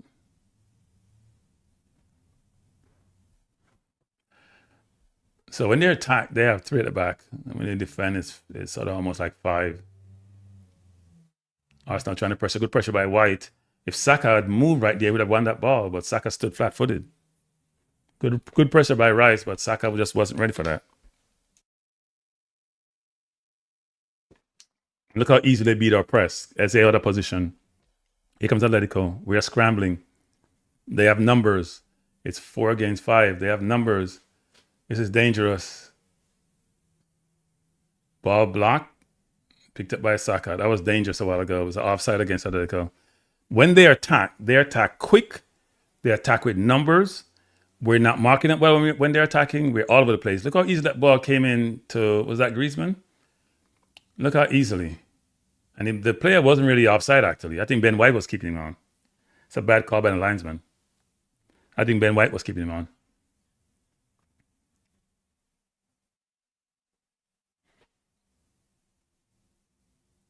I don't think that was necessarily offside, actually. I think Llorente is saying it's a little bit offside, but I'm not sure it was. Goal kick to the Arsenal, 31 minutes in, score tied at 0. Arsenal trying to come forward, ball played by Atlético Madrid. Calafiori to Lewis Kelly. Lewis Kelly plays it back to Gabriel, should go across to Saliba. He doesn't. Should have played it one time. Each time you delay, a player recovers. White with the ball back to Saliba. Their press is so organized. So organized. You can see the press. You can see the synchrony in the press. Raya to Rice. Goes wide to Saliba coming forward. Goes down the line to Gyökeres. Good run by Gyökeres. Turn his man brilliantly. Ball out of bounds, throwing against Arsenal. And it should be a throwing to Arsenal. I'm not sure why the referee called it the other way around. Gyökeres had no support, though. Saka should be running off him. I'm not sure where Saka is. But that ball played to Gyökeres, that Saka should be sprinting, and Eze should be sprinting in the middle, Saka down the wing. That's not good support. If we find him down the wing like that, you got to sprint to get into space. The defense is scrambling. They're doing that well. We're not doing that well. Calafiori comes back to Rice. Rice looking for a pass. Doesn't have one. Goes outside to White. White inside to Saka. Saka plays across to Calafiori. Got dispossessed. Ball play back to Lewis Kelly. Recovered. White go outside again to Saliba should have gone outside to White, but he didn't. To Lewis Kelly. To Gabriel. Arsenal is way up the field. If we lose this ball, it's trouble. Ball play back to Gabriel. Gabriel coming across field. Plays it back to Lewis Kelly. Saliba out to White. Go far post. White cuts it inside. Cross to the far post. Here comes Trossard. Brings it down. Back to Calafiori. Who goes back to Gabriel, who tries a shot. That shot should be Eze's. And then they're trying to beat Arsenal. They're running somebody off us as soon as they get it and trying to go long. Saliba got it, played down to White, back to Raya. What they're doing really well is when we attack, they're running a forward upfield to get behind the defense, to be isolated. As they're coming forward, plays it White to White. White looking for Saka, goes to Saka. Saka has 2 against 1. He shouldn't go. He should go back and go back to Eze inside. Eze has it turned, looking for a pass. He's going to go to Lewis Kelly, who should just go wide. And he does. To Rice. Rice coming forward. And plays wide to Trossard. Put the ball in the box, Trossard. He's going to go back to Gabriel. Yep, he does. Gabriel to Eze. Eze goes across to Lewis Kelly. Goes across back to Eze. Eze goes wide to Trossard. Put the ball in the box, somebody. Trossard coming forward. Beat his man again nicely. Turns again. And balls go back to Trossard. Trying to come inside. He got box, put down the box. Referee doesn't call it. Eze trying to beat 2-3. Eze hold it. Good ball into Rice. Shot. Blocked. You wonder. It's a corner to Arsenal. Trossard got pushed down. That's a penalty against Trossard. That's a clear penalty by Griezmann. That's a penalty. That's a penalty. He played no ball. He pushed him from behind. That's a clear penalty. That's a clear penalty, people. They should stop and hold for VAR. That's a clear penalty. Referee saying play on. That's not a play on. That's not a play on. That's a clear penalty. He came from behind and ran over him. That's a clear penalty. That's not even debatable. That's not even debatable. That's a clear and obvious error. I don't know what the referee is doing. Now, that wasn't a handball, but because his hand is tucked in. But to me, that's a clear penalty. I don't know what they're doing. Trossard got fouled. You can't come from behind the person and run over him. I don't know what VAR is doing. I don't understand that, seriously. It's like they don't want an English team to win this competition. Corner to Arsenal. That Trossard, that's a foul against Trossard. I don't know how that's not a foul. And it's a lot of dark hearts in the box, people. They're grabbing and holding and pulling. Arsenal going short. Eze back to Rice, shot blocked. Other Barnes throwing to the Arsenal. That should be Eze shooting that. That's not Rice. Any ball outside the box should be for Eze. That should be playing the ball short to Rice and then going to Eze. Because Rice shot hasn't worked since against Real Madrid last year. Eze has scored the most goals outside the box since 2022 getting the ball. I don't know what the referee is doing. Like, it's ridiculous. That was a foul on Trossard. I guess he doesn't want to make the tough call. You can't tell me that Trossard foul wasn't a penalty. That tackle on Trossard wasn't a penalty. That's crazy. Throw into the Arsenal. Ball played all the way back to Gabriel. Was all the way across to Saliba. Plays out to White. He's going to go all the way back to Raya. Raya looking to go long. Does. Trying to find Saka. Ball headed out. Picked up by White. Good play by White into Eze. Eze coming forward. Eze dispossessed. Not sure where Eze was going. Eze was just dribbling into trouble. I'm not sure what that's about with Eze. He wasn't thinking. Just dribbling into trouble. Looks like he wanted to dribble, float the field to shoot, but decided not to. And Simeone is acting like an idiot on the sideline.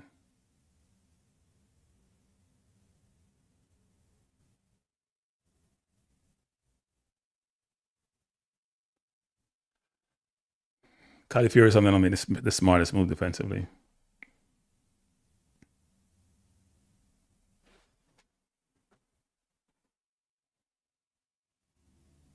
Simeone is acting like a madman on the sideline. Arsenal with a throw in. Ball back to Saliba. It goes to Rice.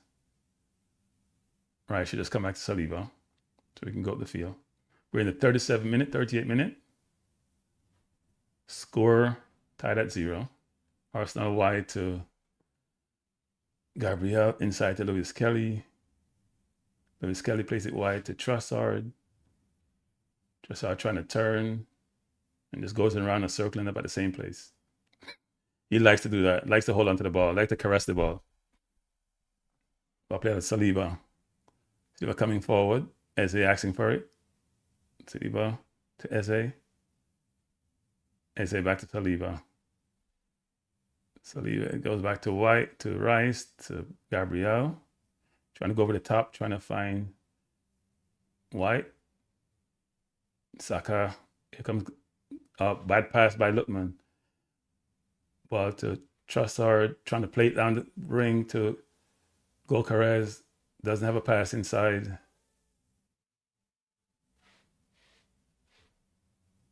Why didn't Gyökeres try to cross it? Why didn't he try to cross it or do something with it? Gyökeres just looks like he gets lost when he's outside and getting pressured. He just looked like he gets lost. His decision making there was poor. The ball is off out to you, Gyökeres. I don't know what you're doing down the line. You kid don't know what you're doing. When you go out wide, you just turn fool. That's in Jamaica. You just turn fool. That ball has to do something with it. Either you cross it or you shield it, go up the line and try to find it with your teammates. We are in the 39 minutes of play. Arsenal 0, Atlético Madrid 0. Ball headed up by Arsenal to no one. Here comes Atletico again. Trying to play the ball over the top to nobody. And ball to Raya. Atletico attack in spurts. But our attacks have not been as penetrative as we'd like it to be.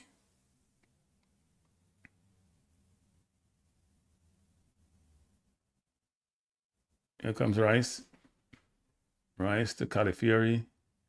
Calafiori to Saliba.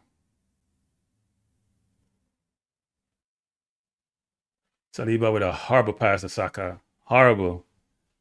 Saliba does that sometime, you know. You gotta know when to dump it. Or you gotta know when to go back to your goalkeeper.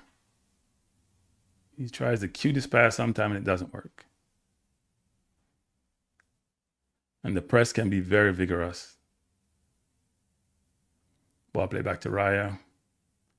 Raya into Rice. Rice turns, getting pressure. One thing Rice does is glance really well when he has the ball, actually. You always know where he is. He's been trained well in midfield.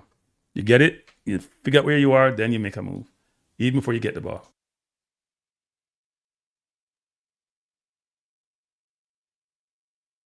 Walking the ball to the field again. Lewis Kelly to Rice, back to Lewis Kelly.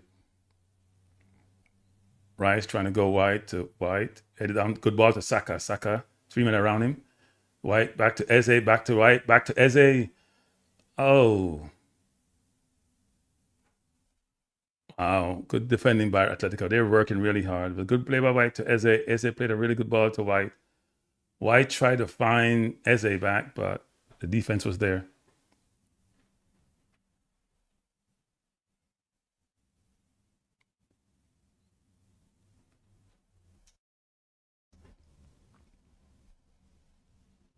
Let's see Calafiori. I don't trust Calafiori defensively. I don't trust him defensively. Look, he just pushed the man down in the box as if he has no goddamn sense. Like he ain't got, like he played like he ain't no sense. He pushed the person down. He didn't have the ball, but I mean, the player didn't have the ball, but why are you going to do that in your box? That makes no sense. You're risking giving away a penalty. Even though the Griezmann one was more egregious, actually. Because he actually was on back up in Trossard's back when he fouled him in the box. Eze with the ball coming forward, looking for a pass. Eze goes by the Calafiori. Ball to Trossard. Just put the ball in the box. Good. Ball played out. Eze. I don't know why Eze playing with that damn ball, you know. Eze got to move quicker. He's playing the ball in some dangerous area sometime. And like he's unaware and not conscious. Here comes Lewis Kelly coming forward. He wanted to go out of Saka, but decided to change his mind. Go across to Eze. Eze back to Lewis Kelly, back to Eze. Eze to Saliba. Back to Eze. To Lewis Kelly, back to Eze. Wide to Gabriel. Eze across to White. Got to get Saka on the ball. To Saka.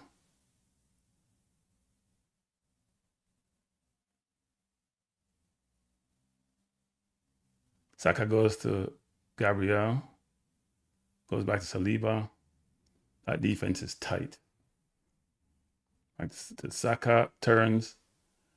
Plays to Lewis Kelly. Back to Saliba. Back to Gabriel. And Raya is way up the field. Come on, Raya. Don't give away a goal by coming too far up the field. Calafiori goes all the way out to White. White. Rice was trying to get behind the defense, but defense is well organized. Ball played on the line to Gokares. Gokares has Oblak out. Turns in the box, looking for someone to cross it to. Plays it, trying to get to Trossard, who should have gone to Eze, decided not to. Goal, Arsenal. Goal by Saka. Goal to the Arsenal. Goal to the Arsenal. Shot by Trossard. Blocked by Oblak. Ball ricocheted. Saka was there for the tap-in. It's 1-0 to the Arsenal. The pressure paid off.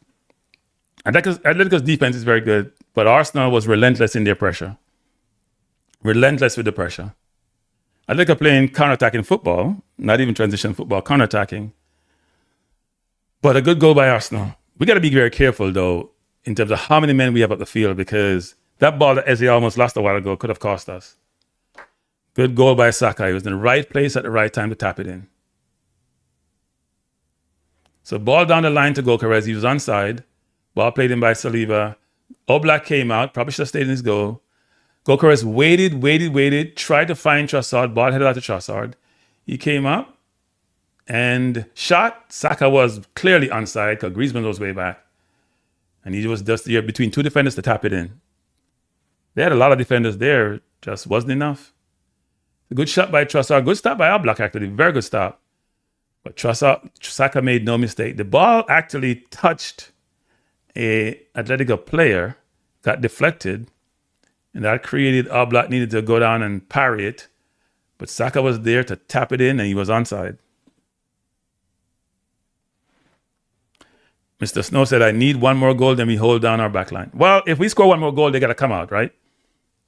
That's the thing. If we score one more goal, they have to come out. Arsenal pressuring. The press is on. Ball headed out by Saliba. Saka with a header. Throw into the Arsenal. The pressure paid off. We've been pressuring them. They've had the better chances, but we have dominated possession. We're in the 45th minute. We're at halftime, it looks like. And the crowd is happy. Arsenal crowd is a bandwagonist crowd. We are. We are a bandwagonist crowd, people. When you go to the Emirates, if we're not winning, it's interesting actually how we operate. If we're not winning, it's not a good thing. So we're at halftime of the game between Atletico Madrid and Arsenal. Arsenal leading by 1-0. Goal scored by Saka off a ricochet of a shot by Trossard. What are your thoughts on the first half, people? Let me see if I can pull up some stats. Mr. No says, obviously, obviously, which is why we need 2 goals. And yes, if we score 2 goals, they'll have to come out. And then it'll be a much better game for us. Let me see if I can pull up some stats. So if you can see the stats, well, it's not that clear. Let me try to pull it up. If you can see that. So the stats show that from expected goal, you see we have 68% possession. You know, we're not playing Man City. 68% possession. Big chances created. We have 1, they have 2. We took ours. Wait, people, let me get this right. Give me a second. Trying to get all these stats right. All right, I got it now. So total shots, we have 7, which suggests we have been a little bit wayward. Trying to give, let me do this. No, I need a bigger screen. Okay, so that's bigger. That's better. So here are the stats. Goalkeeper saves. We have made no save, actually. Oblak made 1, but it resulted in a goal. Corner kicks. We have 3. They have none. Fouls, 5-4. Passes, we made 310. They have 145. So we have almost doubled. We have doubled them, more than doubled them in passes. Tackles, they're doing more tackles because we're pressuring them more. Free kicks, 5-4 in their favor. And those are the main stats, actually. If you look at some of the more breakout stats, you see the shot's 7-2, but that means we're a little bit wayward, actually. Hercott says, Arsenal, what are you drinking? Arsenal will lose 2-1. If Arsenal win, it will be too much noise. They're unbearable. No, we're not. I think we're fine. By the way, if you haven't hit the like button, people, please do so. One says, you ain't create chances going sideways and backwards. Yeah, I know. But we do that really well. We do sideways and backwards really well. We're experts at it. That's what City did against Everton yesterday. It's from the Pep school. You break them down with passes. You pass them to death. And hopefully they surrender. Pass.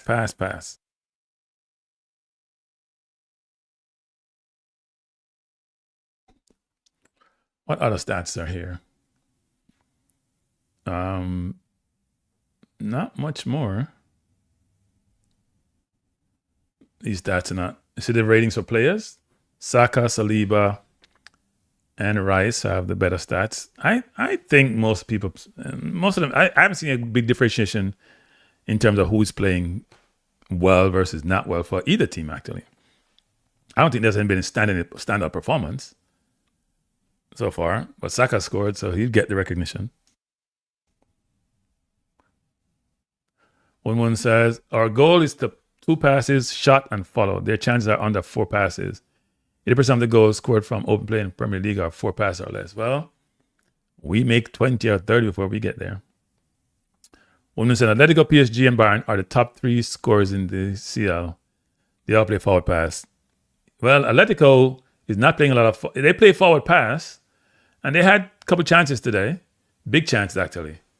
But you notice the chances come from the left side, because Calafiori is defensively suspect. I would put in Nkappi actually instead of Calafiori. Because we're not getting the offense of the Calafiori we're looking for. I would put Nkappi around there because I don't trust Calafiori defensively. Good player, physical player, I don't trust him defensively. I think we should replace him with Calafiori. Still keep the same midfield, but replace Calafiori with Nkappi. We don't need that much more bodies forward. But we need to solidify our defense. Nkappi will get on the wing and go wide, but he'll not get beaten defensively. It was a really good play by Gyökeres, though. Really good play. Eze was calling for that ball, but Trossard wanted to score. It was a good shot by Trossard because the goal was all blocked up. You had 3, 6, 7 Atletico player there versus 6 Arsenal player. And 40 Arsenal players were almost on outside of the box. One says, pass, don't score a goal. City passed and passes and created how many chances. Well, they did create chances in the first half, one. Be fair. They just didn't produce any goals in the first half. They dominated the first half and should have scored more goals. Semenyo missed easy chance. They had about 3 or 4 chances in the first half. If you don't take a chance in football, as Jamaica knows from playing against Curacao in Jamaica, when they had 5 big chances, then you get punished for it. He said, they're a counter-attacking team. That's where they're trying. Yeah, they are. But I've seen games where they play through the lines too. He said, pass inside. Well, you got to pass sideways to go forward, right? But I think the problem I have with Arsenal is that when the ball goes forward, except the Gyökeres when he's deep, the help is not coming quick enough. And Gyökeres is not the best hold-up player to be able to fan out, to get rid of somebody one-on-one. He's not going to like a Jesus and bamboozle you. So you have to be very careful when you pass the ball between the lines deep and he doesn't have enough help because the help doesn't come quick enough. Eze and Saka on the right side, or Trossard, Lewis Skelly on the left side has to be that help. Because Eze is playing sometimes more right than left. But as we can see from the score here, and also from play, it's been a good half for Arsenal. We started off very slow. Well, we started really good. Then they pressured us, and then we started pressuring again. If you look at these scores so far, Ray has a 6.6, probably mainly about his distribution. White, 6.4. As usual, Gyökeres is a 6. I don't know what happened to these people. Uh-oh. My stream just died.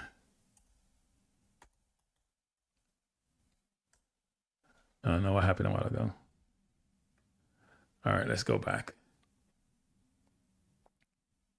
Let's go back to stats. We go to lineup. So you can see from these lineup scores here. Lewis Kelly 6.5, is a 6.7.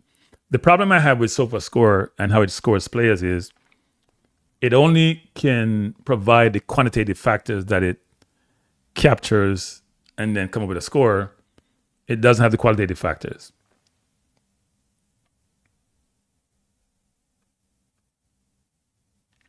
Yeah, not only Lewis Kelly want to make the forward pass. I think SA wants to make the forward pass, but Atletico is hard to penetrate. They've always known for their defense, and this today is no different, right? As you can see, Simeone and Lookman are supposedly the worst players for Atletico.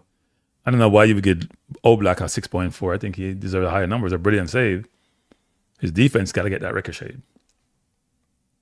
Got to get that ricochet. Alvarez has been okay. Lookman has not been as good as they probably would like. I thought Koke has been good, actually, in the middle. But yeah, people, so that's the stats for the first half. We'll bring it back at the end of the game. But if you're just joining us, we are watching the game Champions League semifinal.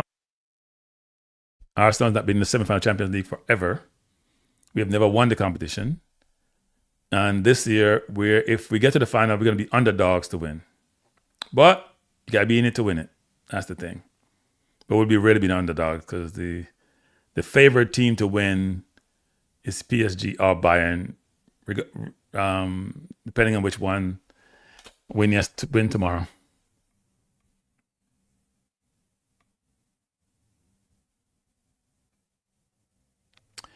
Yeah, but one you gotta understand is when you know this, the lesser team most times have less possession, right? And their only recourse is to do counterattack or play transition football.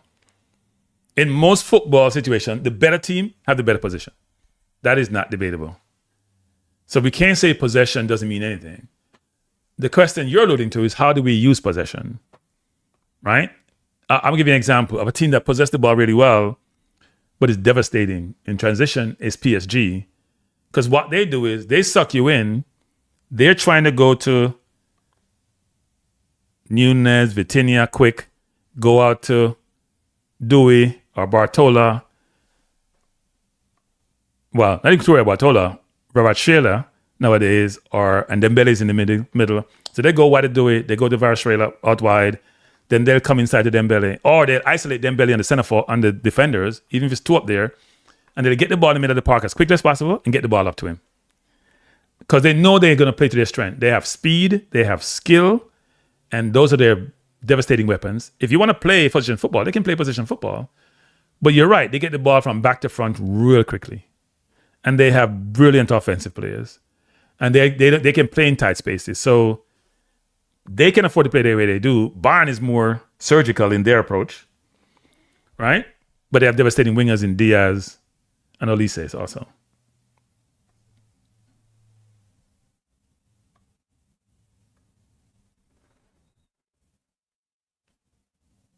But it's not always counterattacking 1-1. When Bayern play PSG, it's not always counterattacking. Sometimes Bayern slow it down. They have the offensive players. You also have to have the offensive players, right?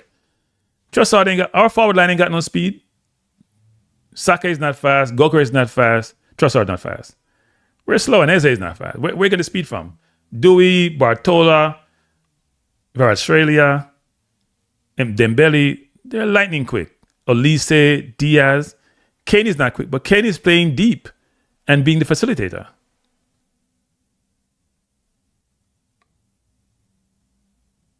No, I would agree. And you allow the defense to reset when you slow the game down. But there's also the notion is if you have the ball, you can't lose. Right? There's also that school of thought. So the game has to be a hybrid, which is if the chance presents itself, I play forward quickly. If it doesn't, then I find a way to penetrate by keeping the ball because you can rest on offense. You can't rest on defense. You can rest on offense. No, guys, I think you guys are missing the point. You guys want to point out aberration. Show me the stats in football where the team with the less possession win more often than not.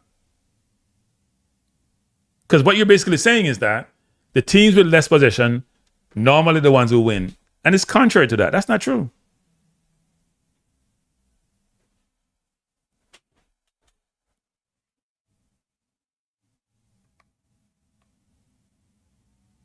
Yes, but you got to have people who can play forward quickly.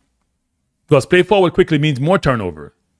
You should play forward quickly. Like if you're PSG, and I watched them the other day, They will go boom Nunes, boom Vitinha, boom Altidue. He's flying up the wing. You're then scrambling to recover because the possession team always have a high line most times.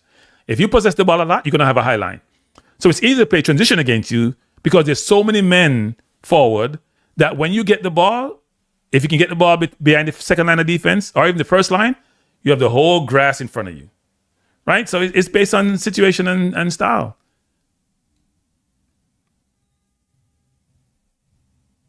Yeah, but you see, what you're saying, Win-Win, is this, which is if you play forward quickly, people, then the defense don't have time to set. If you play as slow as we're playing, which I agree with, then all Athletic have to do is just sit back, wait, hope they toe it off our foot, and then they counter. Because you have all everybody forward. All we have back most time is Gabriel and Saliba, you know. We have two defenders back. White is down the wing. Calafiori is always inside, right? When Nkapie is there, Nkapie is on the outside. Lewis Kelly going to be forward. Sometimes Rice will drop back, but sometimes Rice is forward. So you have two defenders. So if I can get the ball behind the second line of defense, I have two defenders to outrun. If I'm quick enough, I get by them. Or if I get it wide to a Lookman, for example, and it's behind White, the way we lost at City, when we lost at City was they threw the ball behind the first line of defense, behind Martinelli. That's how they scored. They got on the wing, the way Doku played it into Riley, and then the ball went inside to Haaland, who scored. But they did that quickly, right? So that's why your defense set has to cover the spaces the right way. So when you are pressing, you're not even so vulnerable. And when you're attacking, you're considering, if I lose the ball, what do I do? You have to do that. You can't just press, don't realizing that, you know what? I'm vulnerable when I press. Or if I'm attacking and I'm deep in the opponent's territory, you have to consider, if we lose the ball, what's my just transition defense going to look like? I don't agree with you, Win-Win. I don't agree. Because the nature of anything in life is this. The faster I do it, the less accurate I'm going to do it. That's a fact. If I make a 5-yard pass to White, it's comfortable. If I make a 30-yard pass to Gokares, there's less chance of it being successful. Saliba is making more and more mistakes nowadays. He's dribbling the ball into trouble sometimes. I don't mind him beating the first man, but sometimes it's like he's lack awareness that he may not have gotten rid of the man. The man may be there to throw the ball off his foot and sometimes get dispossessed. I do think he has to make some... he has to give him the opportunity to pass the ball to somebody inside too. People got to move off their man. Eze walks too much. And Rice and Lewis Kelly got to give him options, but not in a position where they're also in dangerous position where they lose the ball, we're in trouble.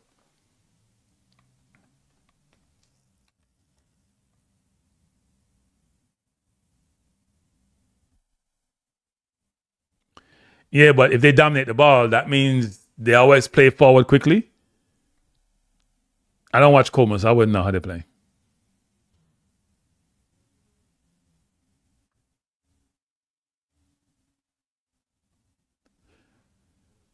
All right, 1-1. Throwing to the Atletico. We're in the second half of the game between Atletico and Arsenal. Arsenal leading by 1-0. Goal scored by Saka. Good pressure by Rice. Saka coming forward. Arsenal almost won that. Not sure what Saka was trying to play this. So here come Atletico. Arsenal defense is trying to recover. Trying to go cross field.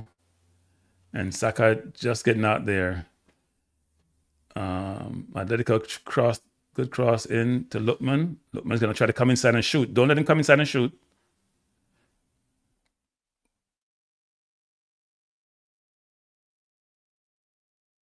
Good pressure by Atletico. It's Gokares feeling the ball really well. Pull down, fall against Gokares. Free kick to the Arsenal. Gokares has been doing a good job, actually. Trying to manhandle the Atletico defense.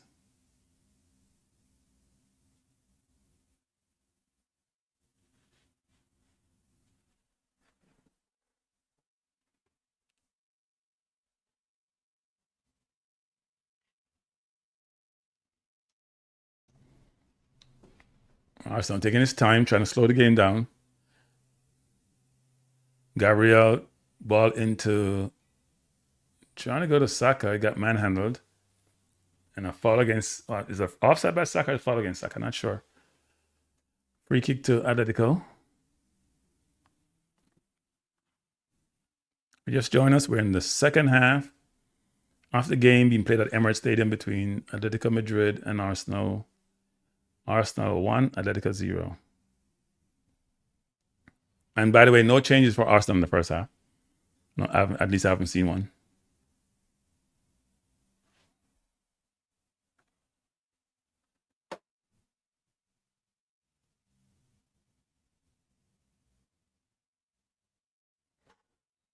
Here comes Atletico. Califiore jogging. What is Califiore doing? The hell is Califiore doing? He's just running like he's going to Sunday school. Man is running by you and running. He go to sleep. There's no pressure. He's running like he's tired. Here comes Atletico. They've started the second half really well.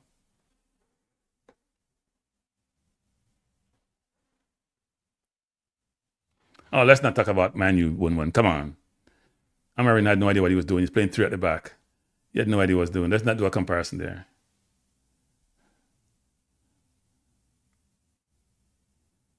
Here comes Atletico. Really bad pass by Griezmann. Rice has the ball. He has numbers coming forward.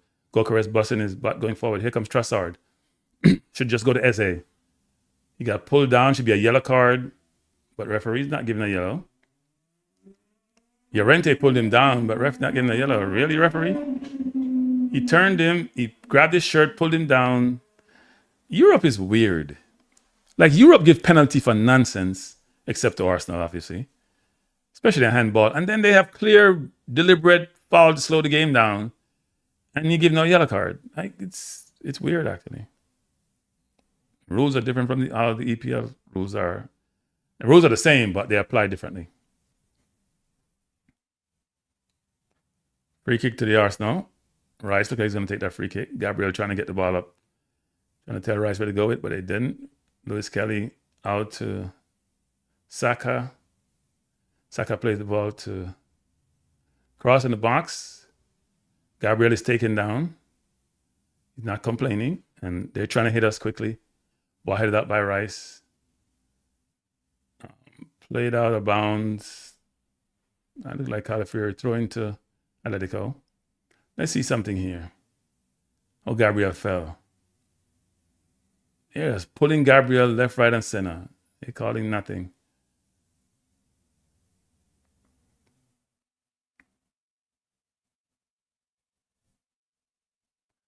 Here comes Atletico again. And they're coming forward. Saka not close to his man. He has time and space. Cross in the box. Poor cross. Ball coming all the way up to the Trossard. Trossard looking to go upfield. And ball out of bounds. Blocked. Throw into the Arsenal. To be taken by Califiore.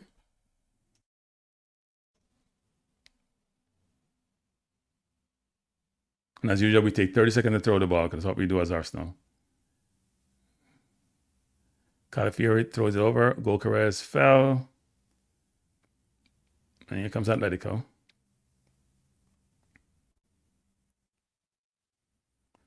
Trying to go over the top. Ball headed out by Saliba. Oh, poor set. Wow. I think Atletico calling for a penalty. Let's see what happens. It says no. What the hell happened a while ago? Mix up in the defense. Ball headed up by Saliba. Beat Raya. VAR's take a look at this. So ball played over the top. He's onside. Saliba heading the ball. Ball headed over by Rice. And I'm not sure what happened. The player say he was fouled. He beat Raya. Nope, he missed it. That's not a penalty. He tried to kick it. The ball was gone before he kicked it. No, it's not a penalty. Not a penalty. He tried to kick with his right foot and he kicked it out of bounds. He's saying he was fouled, but he wasn't fouled. That was close. And that was poor defending. Good call by cross by Atletico, punch up by Raya. Here comes Atletico, good shot over the bar. That was really a mix-up in the defense a while ago. There's no way that ball should go over the two center-halves' head. Just get headed by that. Somebody has to be back.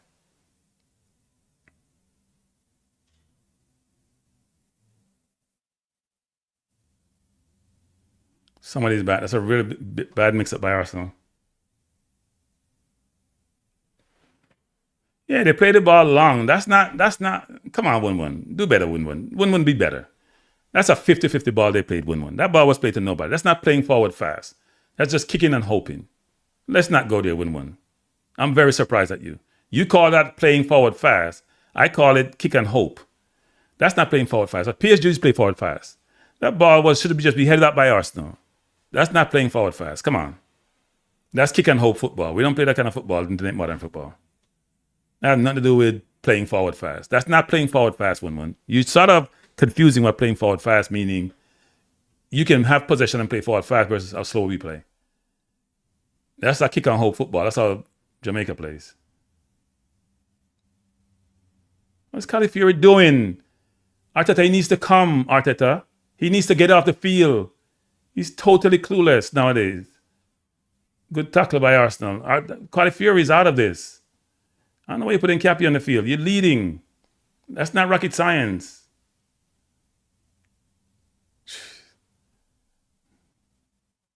Gokeres, they just bullying Gokeres. Being tripped and pulled. Gotta take Calafiori off. He's defensively challenged.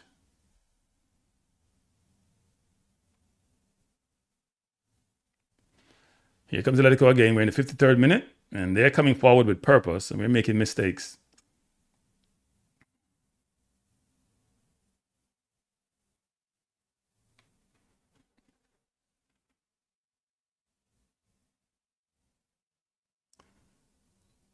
Atletico coming forward, ball by Rice.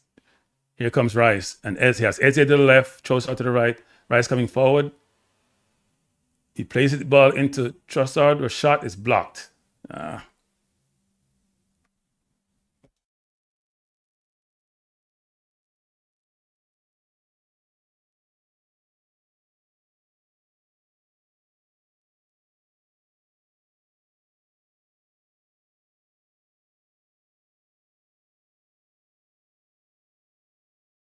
All right, cool. All right, cool.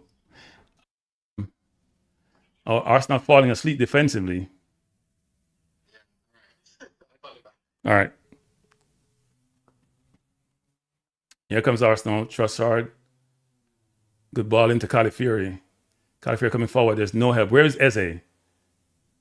Calafiori out to Gokeres. Plays at Calafiori. He's in the box. He's looking for someone to pass it to. He got dispossessed. Where is Eze? Eze looks like he's sleeping.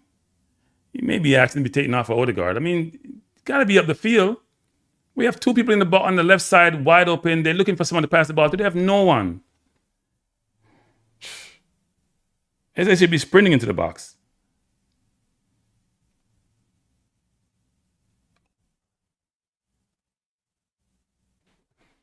Not good. Here comes Atletico again. We're in the 55th minute. Arsenal 1, Atletico 0. And they have room. Good shot, good block by Raya. Wow. I think Arsenal player got fouled. Wow.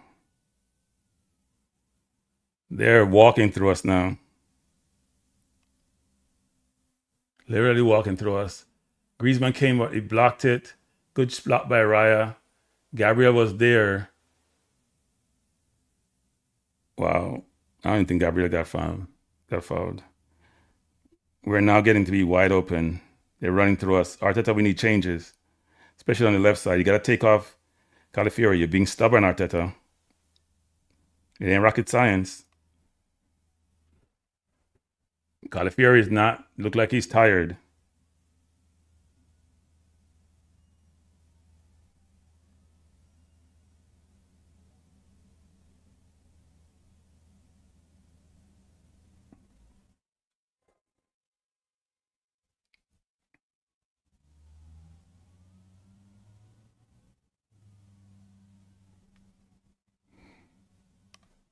Sorry, people. I have a text here I have to address too. We're waiting to start. There's a stop in play. Atletico making changes. Number 16 is off. That's Polonia.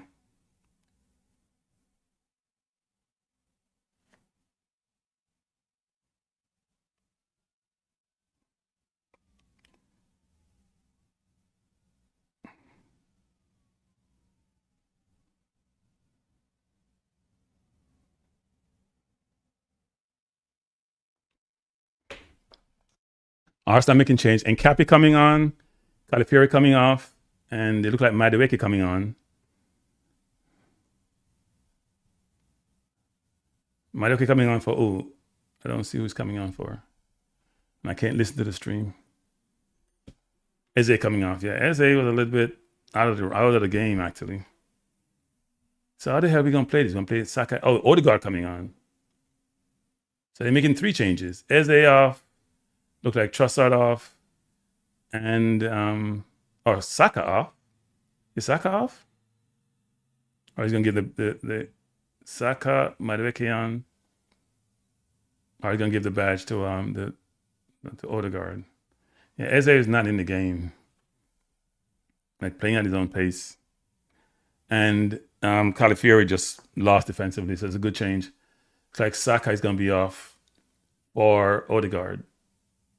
So Trossard is still on. So it's Madueke, Saka off, Odegaard, Eze, Saka, and Calafiori off, Madueke, Odegaard, and then Cappy on.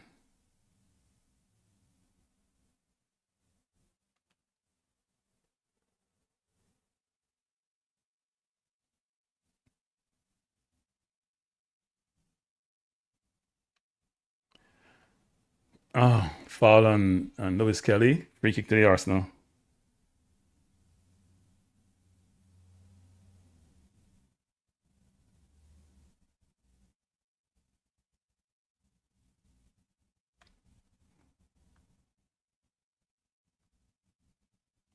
Like the referee don't give yellow card at all. Here comes Arsenal. Ball played to Gokares. Out to Madueke. Ball played to Trossard. And he shoots over the bar. He had a Odegaard. You can't shoot Odegaard. Pass the ball to somebody. You know your shooting is horrible. You scored 1 goal all season. Nobody with a shot thing. Get somebody who can shoot the ball. Get somebody who can shoot the ball. Waste of time that. I think Arteta want more control over the game. And that's why he put in Nkapie and Odegaard. And he wants to go at the defense, so he put Madueke in, even though I'm not sure that's a good change. Lewis Kelly into Odegaard, back to Odegaard by Rice. Odegaard coming forward. Goes back to Saliba, who goes back to Rice. Rice trying to go over the top, trying to find Gokares. Gokares there with the keeper. And he's taking out. He got pushed into the keeper.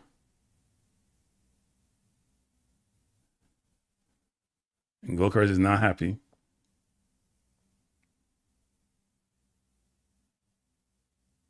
We're in the 60th minute. Oblak is all right. Arsenal won. And he was pushed into the keeper, actually. He got damaged. Gokares is a strong boy.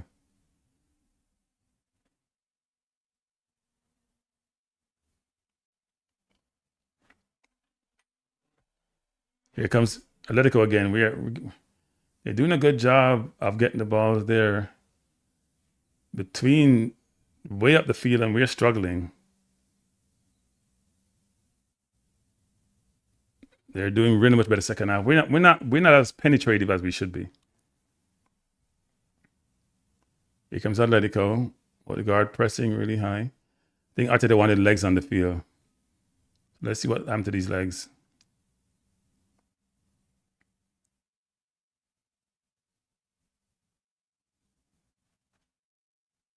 We still have more possession, 60% second half, but their 40% look much more effective than our 60%.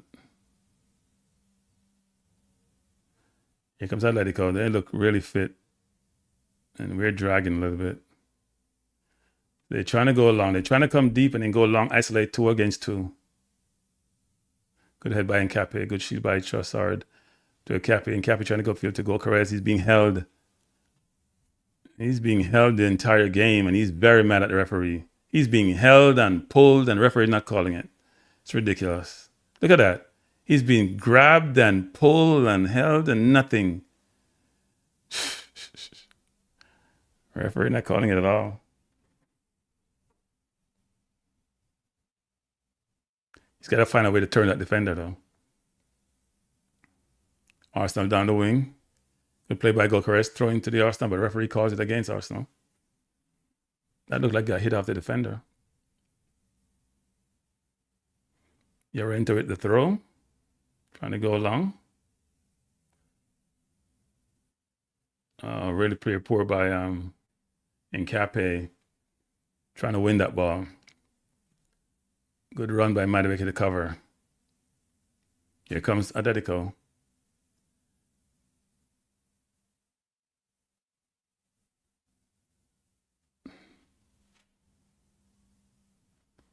Good play by Rice. Trossard trying to go along over the top. Out of bounds. Throw into. Good play by Trossard. Started over. Throw into Atletico. And they're making more changes. Simeone is making use of his bench.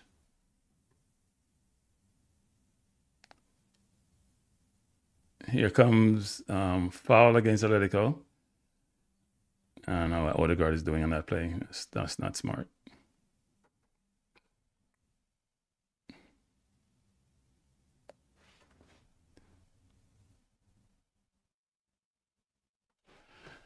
Waiting for a change from Atletico.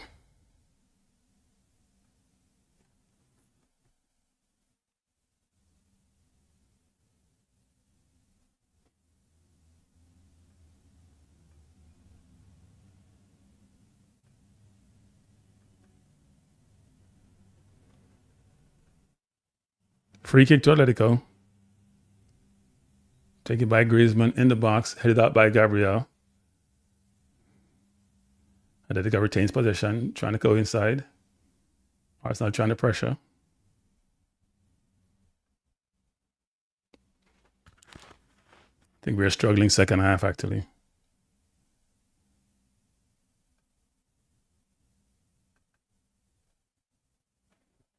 Here comes Atletico down the line. Alvarez crossing the box, straight to Raya.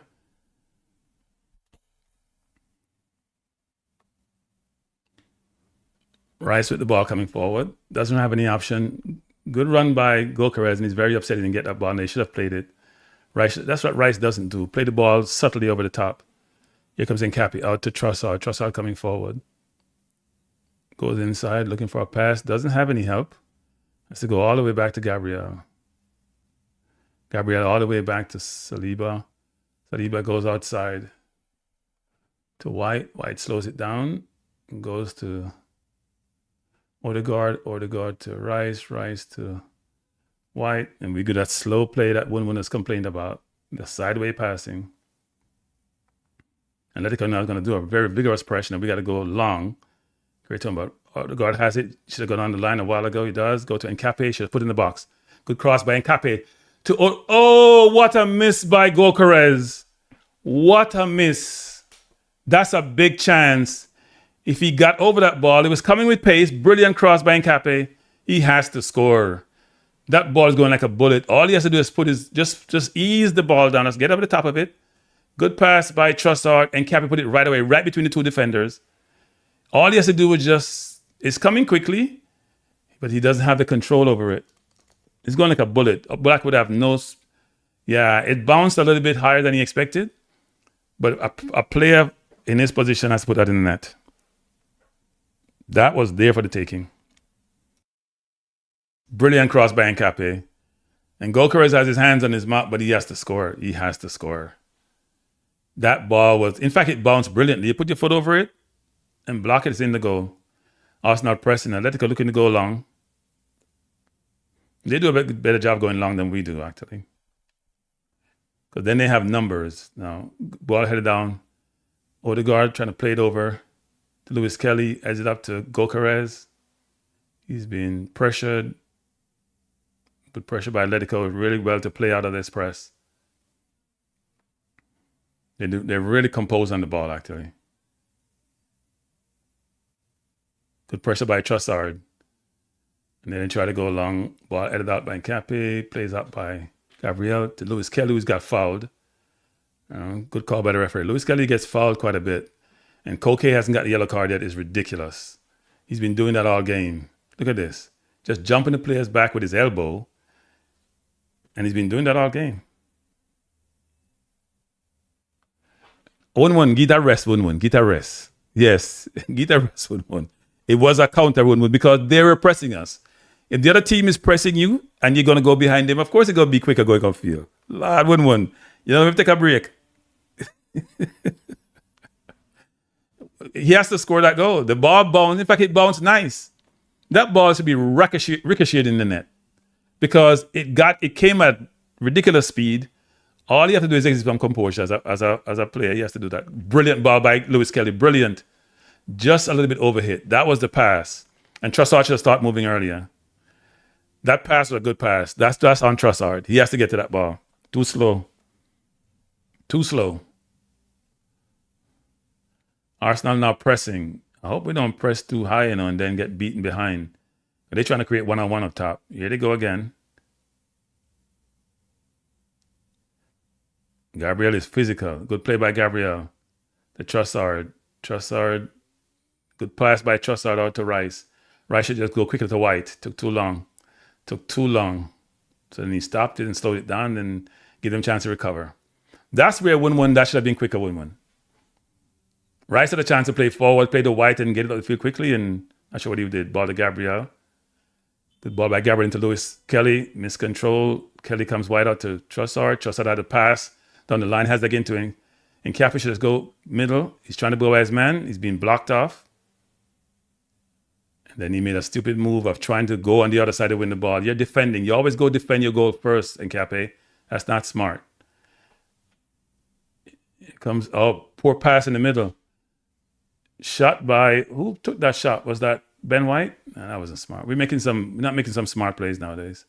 Now. That ball was a poor ball to White. He has to go to Madueke. I don't know what White is doing. Trying to get glory. Pass the ball to Madueke. You ain't no forward. That shot was a waste.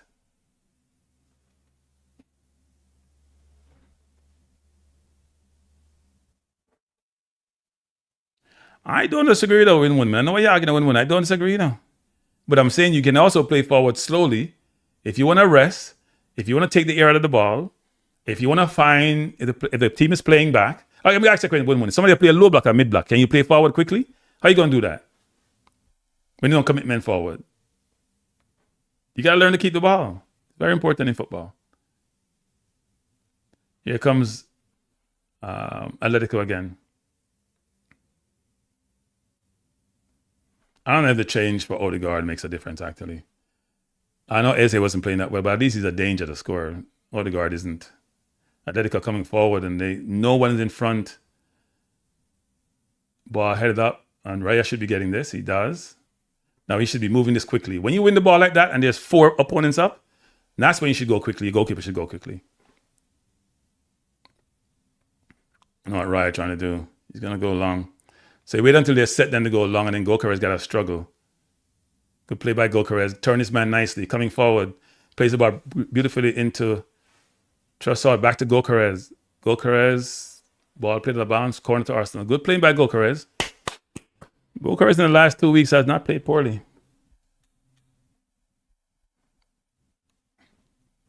We haven't scored a set piece with a header in a little while now. We had one with Eze against Newcastle, but that was a change in how we play set pieces. Got to put one in the box so we can put it in the goal. So no Zubimendi today. That's interesting. As MLS replaces Zubimendi on a full-time basis.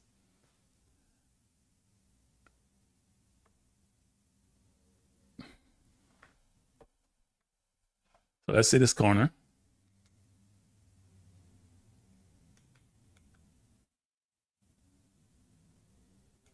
So we need another goal. Right to the corner. Not a bad corner. Ball headed up by Atletico. Here comes Madueke. Trying to turn his man. Does a brilliant job. And good cross by... not good cross. He played out of bounds. He's ruffled. You say it was fouled, and I agree with him. But if he just remained calm, he'd be okay. Zubimendi coming on now. Probably for MLS, I would assume. Has to be for MLS. They're not taking anybody else off. I'm not sure I agree with that change anyway. I think MLS had a good game. More Arsenal players are warming up. But it looked like Zubimendi. That's the second changes to be made, so there's only going to be one round. Oh, Lewis Kelly's down, actually. I didn't see that he was down.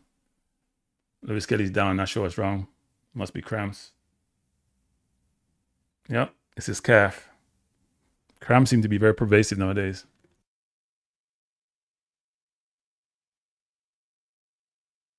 Referee tell him to come off the field. He's going to be substituted anyway.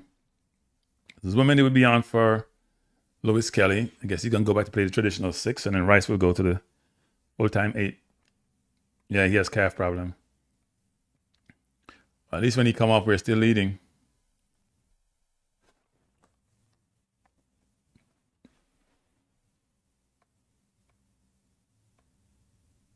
See Lewis Kelly mom. I'm not sure if that's dad.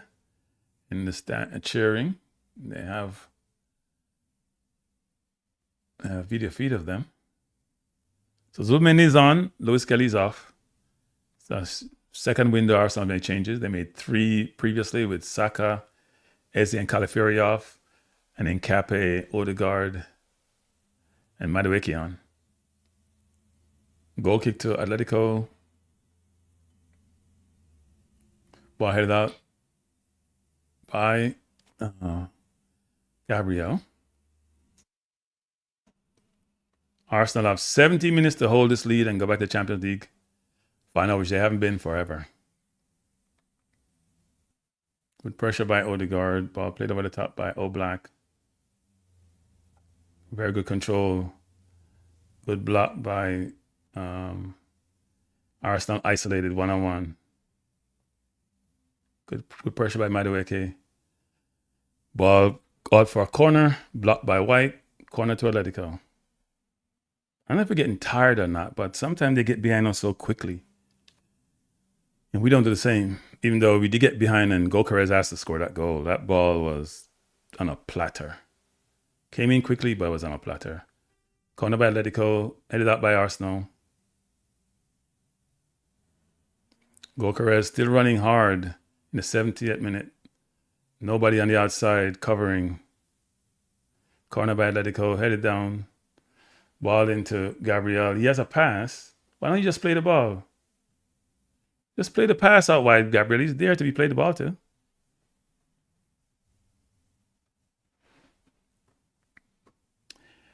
Yeah, we're not the greatest on defending set pieces. We've been good the last few weeks, but we've had some set piece challenges this season.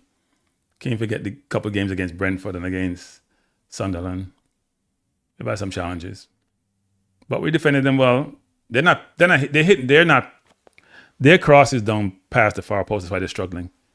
Like Rice pass goes over the near post. Theirs doesn't. And that's why they struggle to create anything from their set pieces. Ball headed up by Zubamende. Atletico trying to go between the lines again. Good pressure by Arsenal. Gokares has it. He's been bullied. Shoots. Awful shot. Gokares, you got to make better decisions, Gokares. Come on. That's one time we had the ball and then backpedaling. You got to make better decisions. There should be more composure in that shot. Much more composure in that shot. Come on, you're a center forward, Gokares. Play like it. You missed a sitter, and that shot was there for the taking. Just relax yourself. But he probably should be changed soon because he's been working really hard, actually. At some point, you're going to get tired.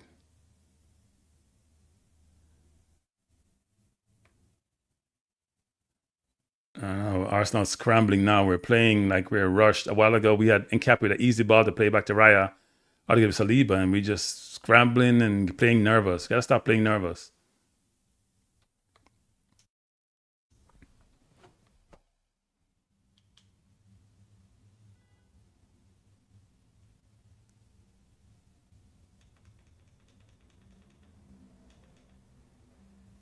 Comes Atletico ball in. Raya with the ball.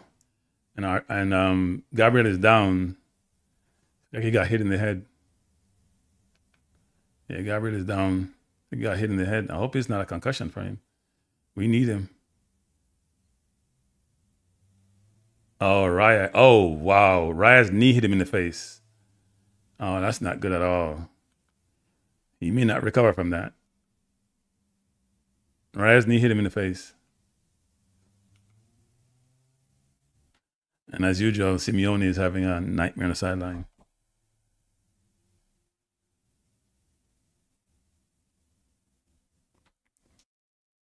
We're not creating much though, which is a problem for us all season. Against Fulham, we look great, but that was Fulham. When we play the better teams, we're not creating much chances. They have better chance than we have. We're playing too nervous now. We got to settle down. We know we're close to the final. Just play the game. Don't play nervous. Here comes Madueke. Don't dribble out of bounds, Madueke. Just put it at the far post. Put it at the far post. Jesus, he loses it. Oh, boy. I don't know. If I'm making a change, I'm not putting him on Madueke. I'm sorry, I'm just not. He doesn't play smart football. Here comes Arsenal again. He's always dribbling out of bounds. That's why I call him OOB, out of bounds, because he's always doing that. Good play by we're getting ball in nice areas, but we're struggling. Here comes Madueke again, trying to go by his man. He has the ball to pass one time to Gokers in the box, and he's playing with the damn ball. Pass the damn ball, Madueke. Such an annoying football player. Trossard has it. Trying to cross. Ball played out to Atlético. I don't know what the hell Madueke does on the field. Why is he on the field? I know Dorman is young, but Dorman can't be any damn worse. Never makes good decision. He has it again. Never makes good decision unless he's playing a backward pass. It's crazy. A footballer who's at that level plays football like the way he does. Here comes Odegaard. Odegaard trying to play it into Gokeres. Gokeres fighting. Good play by Zuamende. Plays it out to White. Madueke should go back to White by Odegaard. White crossing. That's poor. You're playing the ball in section where you can't have no space. Can't do much with it. This is so annoying to watch. We're not playing smart. And we're overplaying the right side of the field. Because whenever Odegaard come in the damn field, that's what we do. We overplay one side of the field. Because he only plays on one side. Whenever he's in the games, what we do, we overplay the right side of the field. Here comes Atletico. Good play by Saliba. Won the ball back. They're trying to come in the box. Ball played out.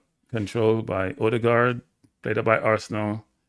Atletico now have their team up. Now is when we should counter a 1-1 if we win it. Then we have nobody up there. Cross in the box, headed up by Gabriel.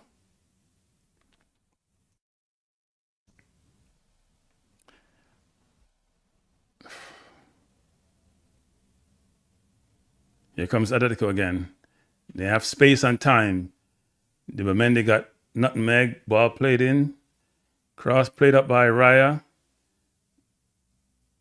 Ball played out to Madueke. And he's not ready for it. Not surprising. Good shot. I don't like what Trossard did a while ago. He could have caught the man. We're not playing well. We're out of sync, out of control, not playing well. Just all over the place. All over the place. Ball played out trying to find Gokeres. That's the man one-on-one. He's being held. He's being pulled back. That has to be a yellow card. That would be a red card. That's a red card. No, that's not a yellow. That can't be a yellow. That cannot be a yellow. He's the last man. That cannot be a yellow. Come on, VAR. Come in, VAR. That can't be. Oh, he's getting the yellow card. He held him. He's holding him. He's pulling him. That's a red card. That's a red card. That has to be a red card. That's not a yellow card. That's a red card. He's pulling him back. He's the last man. That's a red card. What are we doing? That's not a yellow card. What we do? This is nonsense, people. This is nonsense. Then you don't know how to ref football and VAR don't know what they're doing. That's not a yellow card, referee. You don't give yellow card for the last man. What are we doing? What am I missing? Bless up Jamaica vibes. I don't understand this game, people. I don't understand football. I don't know about football. If you're the last man and there's nobody behind you, it's a red card. It's not a yellow card. I need to see the replay because I don't see where there was anybody behind him. That cannot be a yellow card. VAR should intervene. And Arsenal players are not protesting, so it's a red card. What? You feel like somebody, what are we doing? I don't understand. Gokeres with him alone down there. There's no defender in sight. It's one-on-one. That cannot be a yellow card. Why is Arsenal taking the free kick? Ask VAR to intervene. I don't know what the referee is. This referee is a piece of... I don't know what we're doing here. Last man can't be a yellow card, people. That's basic football. We don't want to hear afterward it should be a red card from some referee association. This is nonsense. This is nonsense, people. This is nonsense. I don't know what we're watching. This is a joke. I can't hear the commentators. I would love to hear what they're saying. That's a red card. And Martinelli coming on. Good change, good change. Probably coming on for Trossard. We need that defensive cover. I don't understand people. What am I missing? Am I missing something? Well, the guys tell me if Cranky's overreacting here. I don't know what he's talking about.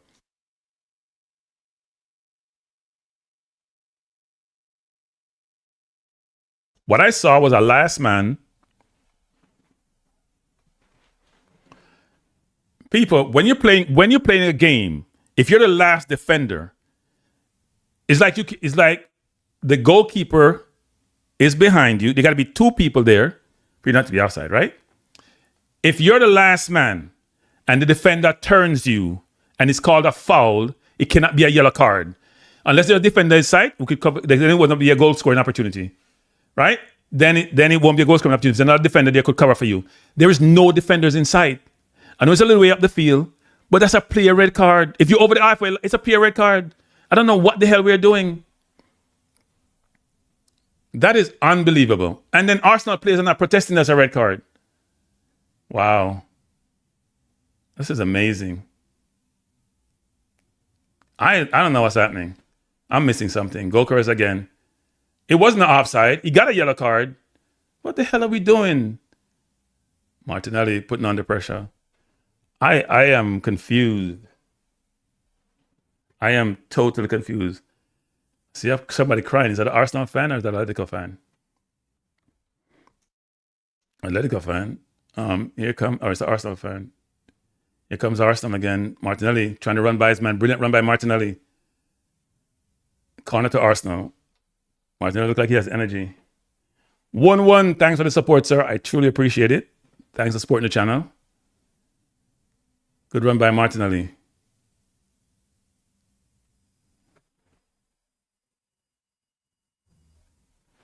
No, he called a yellow card. You don't understand vibing. Let's say he made a meal out of it. He got held. But you gave him a yellow, which says a foul. So if you gave him a foul, it's either not a foul. If it's a foul, it's a red card. If it's not a foul, fine. He knew it was a foul. He held him, he grabbed him, he tripped him. But if you call it a foul, it can't be yellow. And for VAR not to overturn and call the ref and tell him that can't, because VAR can intervene, it's ridiculous. It's incompetence, actually. It's incompetence. It's incompetence. Trust me, it's incompetence. It's actually unbelievable.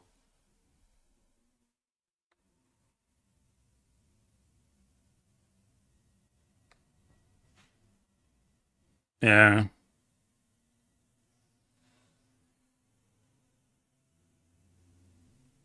The play by Zuma, they're trying to find. Again, he turned him. Again, he fouled him. Again, and the ref not calling. This ref is horrible. Horrible. And here, Atletico come 1-on-1. Raya is exposed. Wow, they got away. We got away with that one. Good play by Madueke to Odegaard. She go back to Madueke. Ball played over the top, trying to find Madueke. Not the best pass. Referee doesn't call foul against Gokares. He gets fouled every single play. He's getting fouled every single play. Good pressure by Madueke. Ball played out, headed down by Arsenal. Zomende pressuring. Arsenal trying to pressure and doing a good job.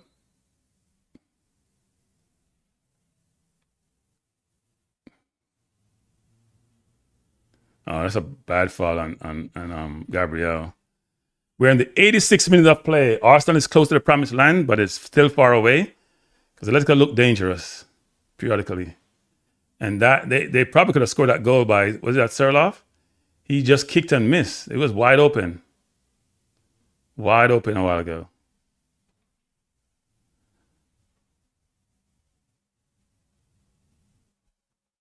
He was wide. He should have done better with that shot. That could have been a goal.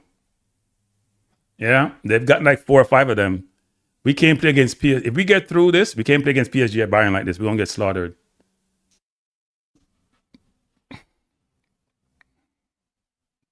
And we're not creating chances. That's the problem. Here comes Atletico again. And they're breaking away again, and we're scrambling. Why are we scrambling so much? Ball over the top.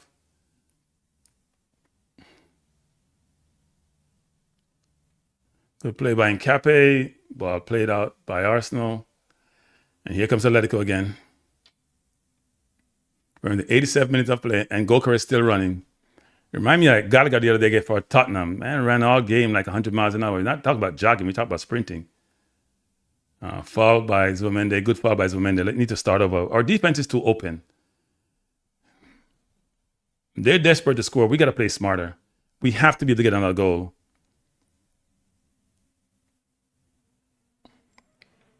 Here comes Atletico.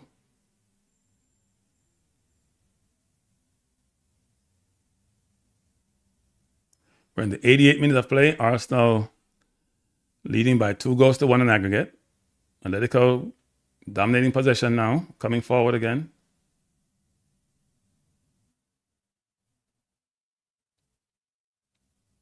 We're playing spaces. We got to pressure the ball. We're not pressuring the ball. Man is what of Madueke. Madueke not smart enough to realize he had to be closer.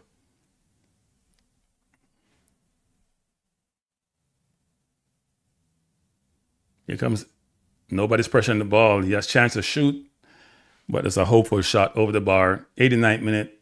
That was Alex B. Not a good shot by Alex B.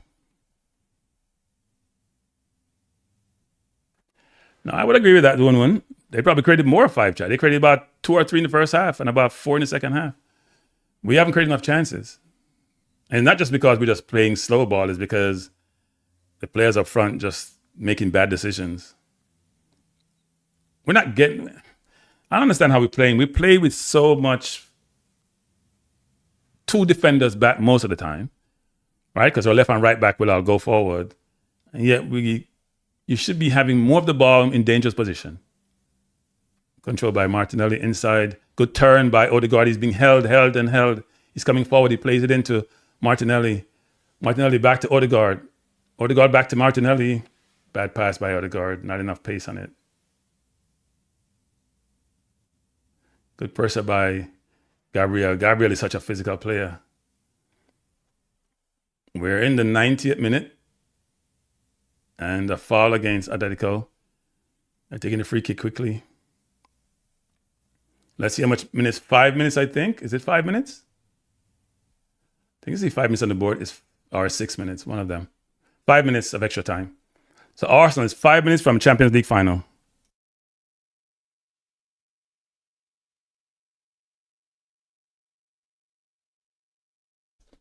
Arsenal coming forward to Rice. Rice trying to go long. Ball on the line. Good pressure by Gokeres. Gokeres has worked his socks off today. Gokeres had a good game. He's worked his socks off. Why are you guys looking for the ball? Take your time. Don't get the ball. Let him go find it. Arteta trying to give Nkape instruction. Take 30 seconds and take your time to run on the line. Take a yellow card. Arsenal 5 minutes from Champions League final. Ain't sure we deserve to be here given how we played, but hey, to the victor goes the spoils. Throw into Atletico Madrid. Zubimendi, they have to play the ball down the line there.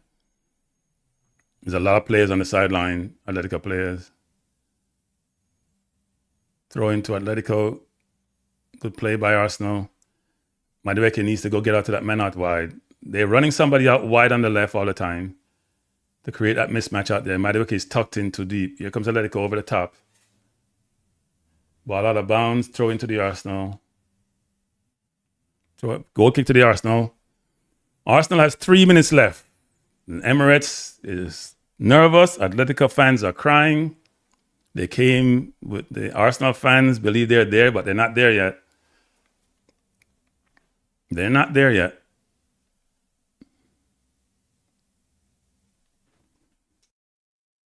Arsenal have a chance to win 2 trophies. City tried to help them yesterday, and hopefully they did.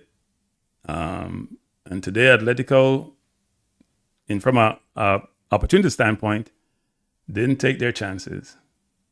Not sure what the referee is doing, but he's giving somebody a yellow card like this. Reyes taking too long to kick the ball out. The clock is going slowly if you're Arsenal and very fast if you're Atletico. Ball over the top, headed up by Zubimendi. Atletico plays it down, trying to come forward. Good play by Arsenal, throw in to Atletico. And I tried to give an instruction like a madman on the sideline. 2.5 minutes remaining, and Simeone losing his mind. And so is Arteta. They're both losing their minds. Ball in. I don't know what Gabriel is doing. Play the ball back to Raya. We're playing so... Oh, Zubimendi, throw into the Arsenal, or is a free kick. Gokares has been a handful today, I must say. He's played like a true old-fashioned center forward. He's giving them a torrid time. He's been very physical. Dr. Dan says, 21 years since Arsenal went to Champions League final and won the EPL. Wow. Okay. So free kick to the Arsenal. Still got a minute and a half remaining. But as we know, anything can happen in the last minute of the game. Arsenal taking its time. That's Rice. Play the ball on the corner.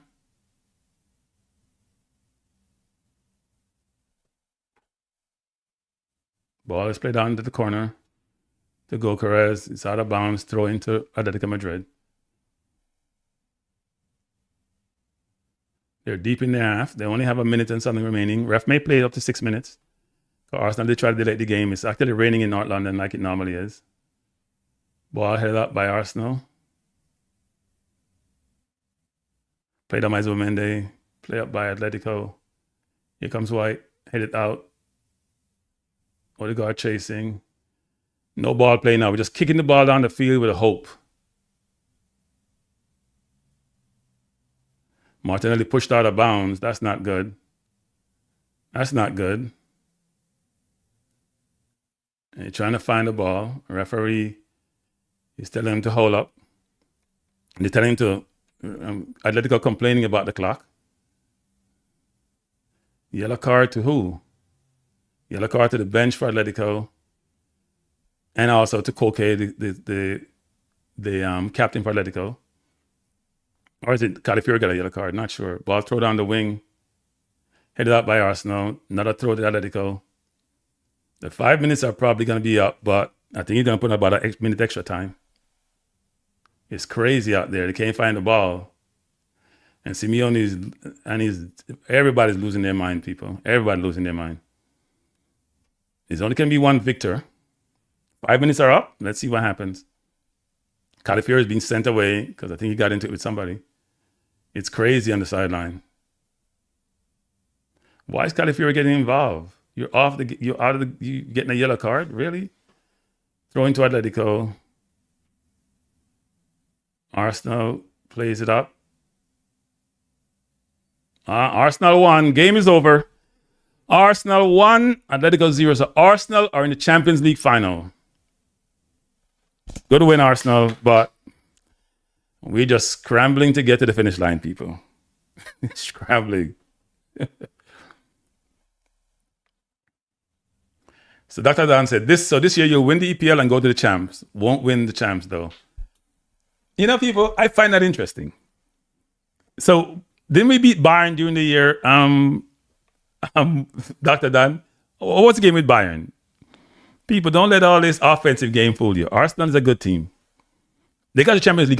They're in line to win the EPL if they win the next 3 games.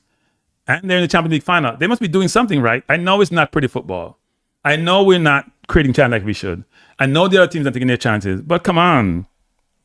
Come on. Give them some credit. Dr. Dan, I'm on the stream. You know that. You got to call on the other phone. Yeah, call the other line. 3479. All right. People. I don't know why people are giving us such a hard time. We don't deserve the hard time. Right? We don't deserve the hard time. We're in the Champions League final. How many teams can say that? From the English Premier League. Yes, good evening. Yo, Cranky. Yes, sir. Okay, so let me make this argument. I will never forget this. 2005, Ronaldinho scored Belletti scored deflected goal, was raining, and Arsenal lost to Barcelona. This was 2005 Champions League, and then so 21 years later, and then that year is when the Invincible, right? I believe that was Invincible that year. I think it was when if I'm not too sure. But my point is, Cranky, you made an interesting point, which is true. Arsenal did beat Bayern Munich in a highly competitive game. But one thing you gotta understand, Bayern Munich is peaking right now. Arsenal was going backwards. That time Arsenal was overplaying every team. So right? And Dr. I have a question for you. What do they say win championships? Defense. Okay. That's all I gotta say. But you have to stop them. We have the best defense in football. Period. Yeah, Premier League, Champions League. Cranky. Yes. To be honest with you, you guys has been leaking goals. That's number one. Number two, which team in the past month have you played that has the potency of PSG or Bayern Munich score wise? Tell me right now. Man City. Come on, Cranky. We played Man City has potency. What are you talking about?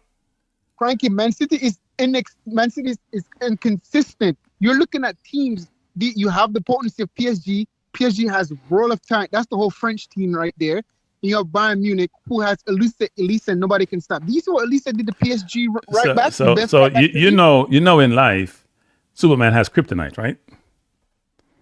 Okay. So if we get Timber back, Timber is anybody on the left kryptonite, and Nkape is kryptonite on the left, and Timber kryptonite on the right. Two kryptonites there. I'm not arguing that Arsenal doesn't have a chance. They're not. But what I'm trying to say is the potency of those two teams, especially now that they're peaking at the right time, is look. On paper, offensively we are challenged, right? Don't disagree with that. And on paper, it looked almost like a mismatch, given how we've been playing and how they've been playing. But I can remember Inter playing the great Bayern team, and Marino have Inter, and what happened to Bayern? Not Bayern. Barcelona. What happened to Barcelona? With all the potency exactly. Because you play smart, you play counter-attacking football. They got a good counter-attack, and then Marino parked the whole of Milan in front of the goal. Yes, that's what we got to do, and we have the ability to park in front of the goal. We do that every game anyway. Again, that's what I'm saying. But the problem I'm trying to say is, it's like these teams are gonna pass around the pass. You can't run more than the ball. It doesn't matter how. Atletico Madrid had like 5-6 chances today. Well, these teams are going to put away their chances. Yeah, look, we have to be better, right? We have to be better. They got too much chances today. Seriously. They got too much chances today. Not only that, we weren't clinical in the final third. Eze was out of the game. I don't know what he was doing. The midfield didn't dominate. I thought we would. Their midfield, to me, was better than our midfield. And that then allowed them, and they were playing counterattacking football because we're way up the field.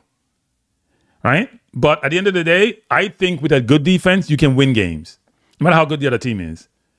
No, I definitely agree. I feel like if Arsenal goes up by one goal, it's over because their defense is that good. I do agree. Yeah. Because today we almost gave away a goal when who was it that had the ball in the middle of the field? Was it Calafiori headed and he almost got through to the forward, and then it was a brilliant block by Gabriel as he normally does. But we weren't as great defensive as we should be today. We weren't as great as we should be. They held off, but what I'm saying is, Cranky, like, the game, football is like this. You have talent and you have some luck, right? Yep. Every game, look at the game Man City last night. They had luck, they draw the game. The team had luck because Man City was pushing and then they gave away the goal. You know what I mean? So every team has luck on their side, right? Let me just say, we're not Inter who played last year final and got embarrassed by PSG, right? We're not that team. Remember, we played PSG. I don't think that's gonna happen because I don't see you guys give up more than 2 goals. So I don't think that's gonna happen. So, but I can see PSG pass the ball around you guys. Yeah, easily. Yeah. What we have to do, we shouldn't press. We shouldn't press them. That's where they're dangerous. No, we don't. No. You stay. Your press start. No, listen, Dr. Dan. Your press start just over the halfway line. You don't. When you press them deep, you expose yourself. So they're so quick and they're too quick and skillful. You need to have enough cover when they beat you one-on-one for somebody else to be able to recover. When you're stretched, that doesn't happen. The mistake Bayern and teams are playing, they go way up the field on them. They play the ball inside to one of the midfielder. They go outside to Barcola, to Varashelia. They go outside to Dewey, and you're then scrambling and trying to recover, and you're all over the place. Don't forget about a Ballon d'Or winner too. Well, that's what I'm saying. Dembele's in the middle. So what they do is they try to get him even 1-on-2. They don't care. As long as they can get the ball out behind the first line of defense as quickly as possible, they're gone. I have a question for you. Who's their striker? This is random. Dembele. They're playing a false nine with Dembele. Exactly. Who that came from? Pep Guardiola and Barcelona. That's Pep with Messi, yeah. But that's what I'm saying, Cranky. It's like we're talking like the game is over. They're up 4-3. There's still, they can lose. Bayern is home. We're talking like it is. But I do think that, though, to be honest with you, I think you guys have a better opportunity to win Bayern versus PSG. That midfield of PSG's, that little wizard, that little wizard there, that Wolves, he left the Premier League and went to France. The Wolves sold that guy Matinho. What is it? Yeah, Vitinha was at Wolves. Didn't get much game time. Went back to Portugal. Then went to. Did he go to PSG or Italy? He went to PSG, and it's been brilliant. But he was at Wolves and he didn't get a lot of game time at Wolves. He's arguably one of the most wanted right now. If he managed to leave, he'll be. He's not. PSG has too much money for him to go in place.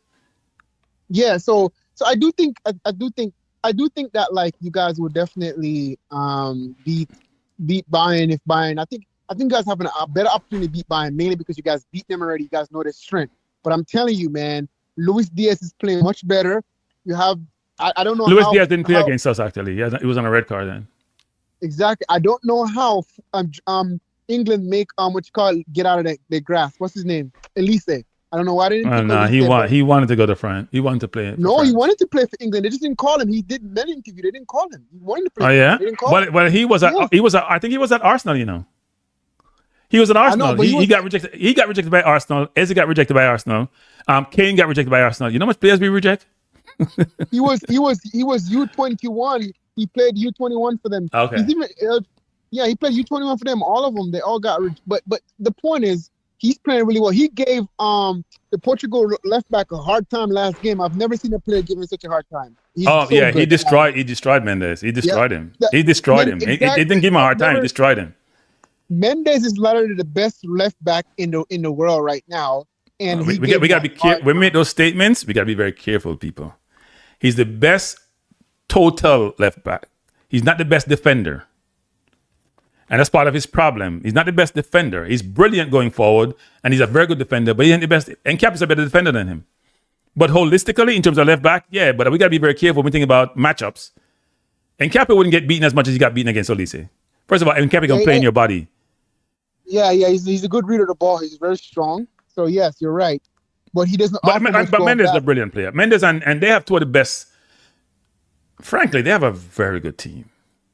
I mean, honestly, they have a very good team. Hakimi on the right, Mendes on the left, Marquinhos in the middle, the kid from Ecuador in the middle. They have a very good team. And their midfield are diminutive and skillful. And their forward line is fast. They play a lot of 1-2. They play a lot of 1-2.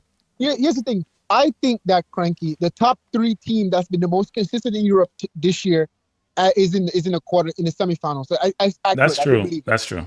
I didn't think Atletico belonged there. I think Madrid did, but Madrid hasn't been Real hasn't been consistent, right? So I do think at the top. So I 100% agree. That's the consistency, right? Arsenal was consistent until about December, and then for some reason, I don't know what happened. we fell off because Arteta overplayed too many people. They're running on fumes. In Europe, 6 of our players have played the most minutes out of the top 8. So apart from Emery, I think from PSG, and Diaz from Bayern, we have the top 6 positions in terms of minutes played between Rice, Zubimendi, Raya, Gabriel. Yeah, we have the top 6. And if Saka wasn't injured all the time, probably mean that number too. It's crazy. Yeah, I mean, and look how he plays Luis Kelly now. Luis Kelly's playing, so he could have rest Zubimendi more and rest Rice more. But that's the thing, Cranky. When you are in every competition that you want to win in Europe, there's like 4 or 5 competition, right?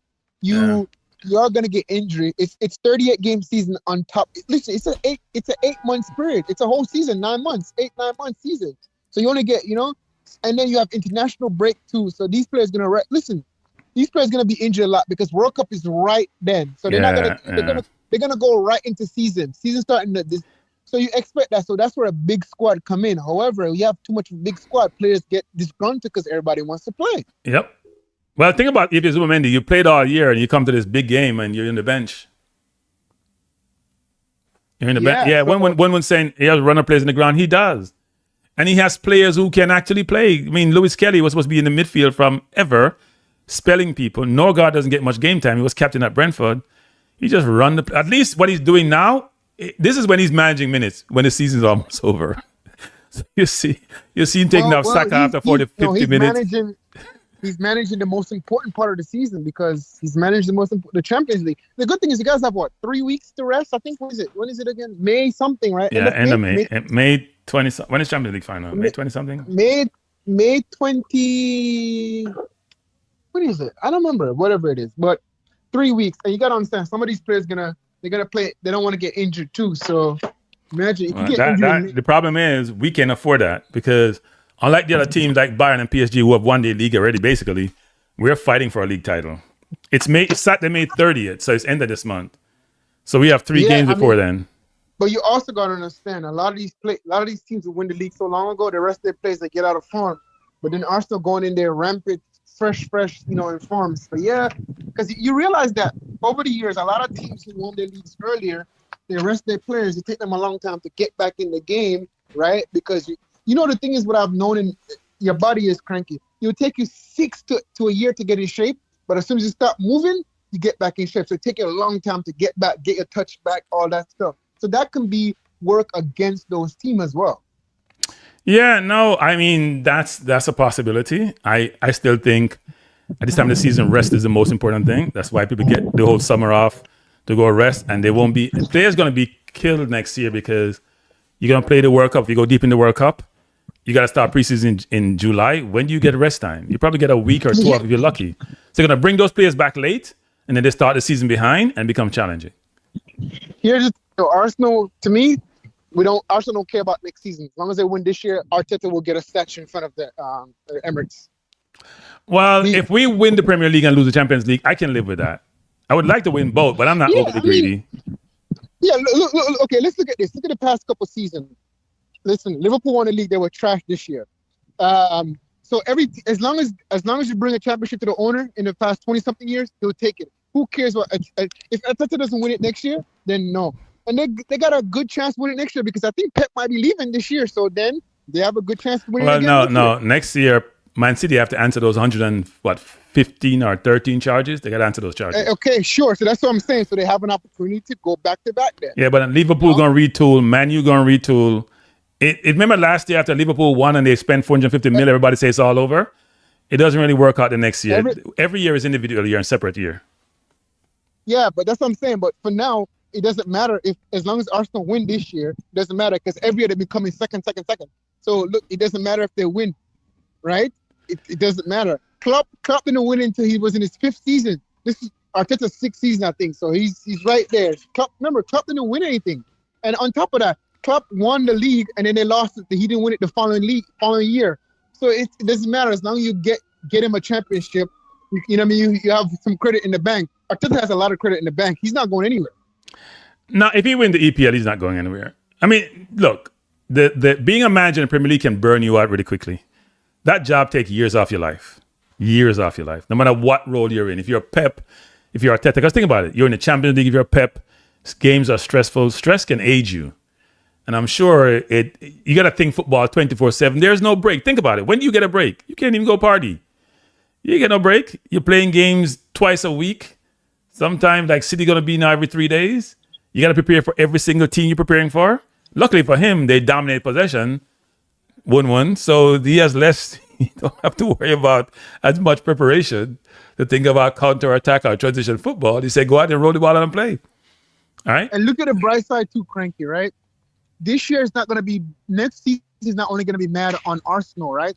All the big top 6 teams that have a lot of international players, they're going to be tired too. So it's going to be an even show in a sense. But I wouldn't say all the team. If you have Nigeria and Jamaica players, you're okay. You won't be. Well, they should be fit already. All they got is Youth Cup in the May. Yeah? Which one of the top teams have a lot of those players though? Not a lot. Fulham has a couple. Which other top teams have a lot of those? Well, Jamaica may have 4 teams in the Premier League next year. 4 players. They'll have, if Pinnock renews contract at Brentford, they'll have Rico Henry. If Mason Clark and Latti survive, they're going to be there too. And they may get a few more players. You never know. So yeah, they probably have 4 or 5 players. And Bailey will not be a Villa next year. I know where Bailey's going to be, but he won't be a Villa. Well, I mean, he can be a role player. He doesn't. No, he will not be a Villa next year. He will not be a Villa next year. I can bet some money there. Anybody want to bet me that Bailey will not be a Villa next year? I'm taking bets. What is he? He's gonna be what, 28 next year? He's gonna be 28. 28 or 29, one of them. He won't be a Villa next year. I mean, Frankie, here's my thing, right? If I was him, I'll be a role player and collect that check. Live good.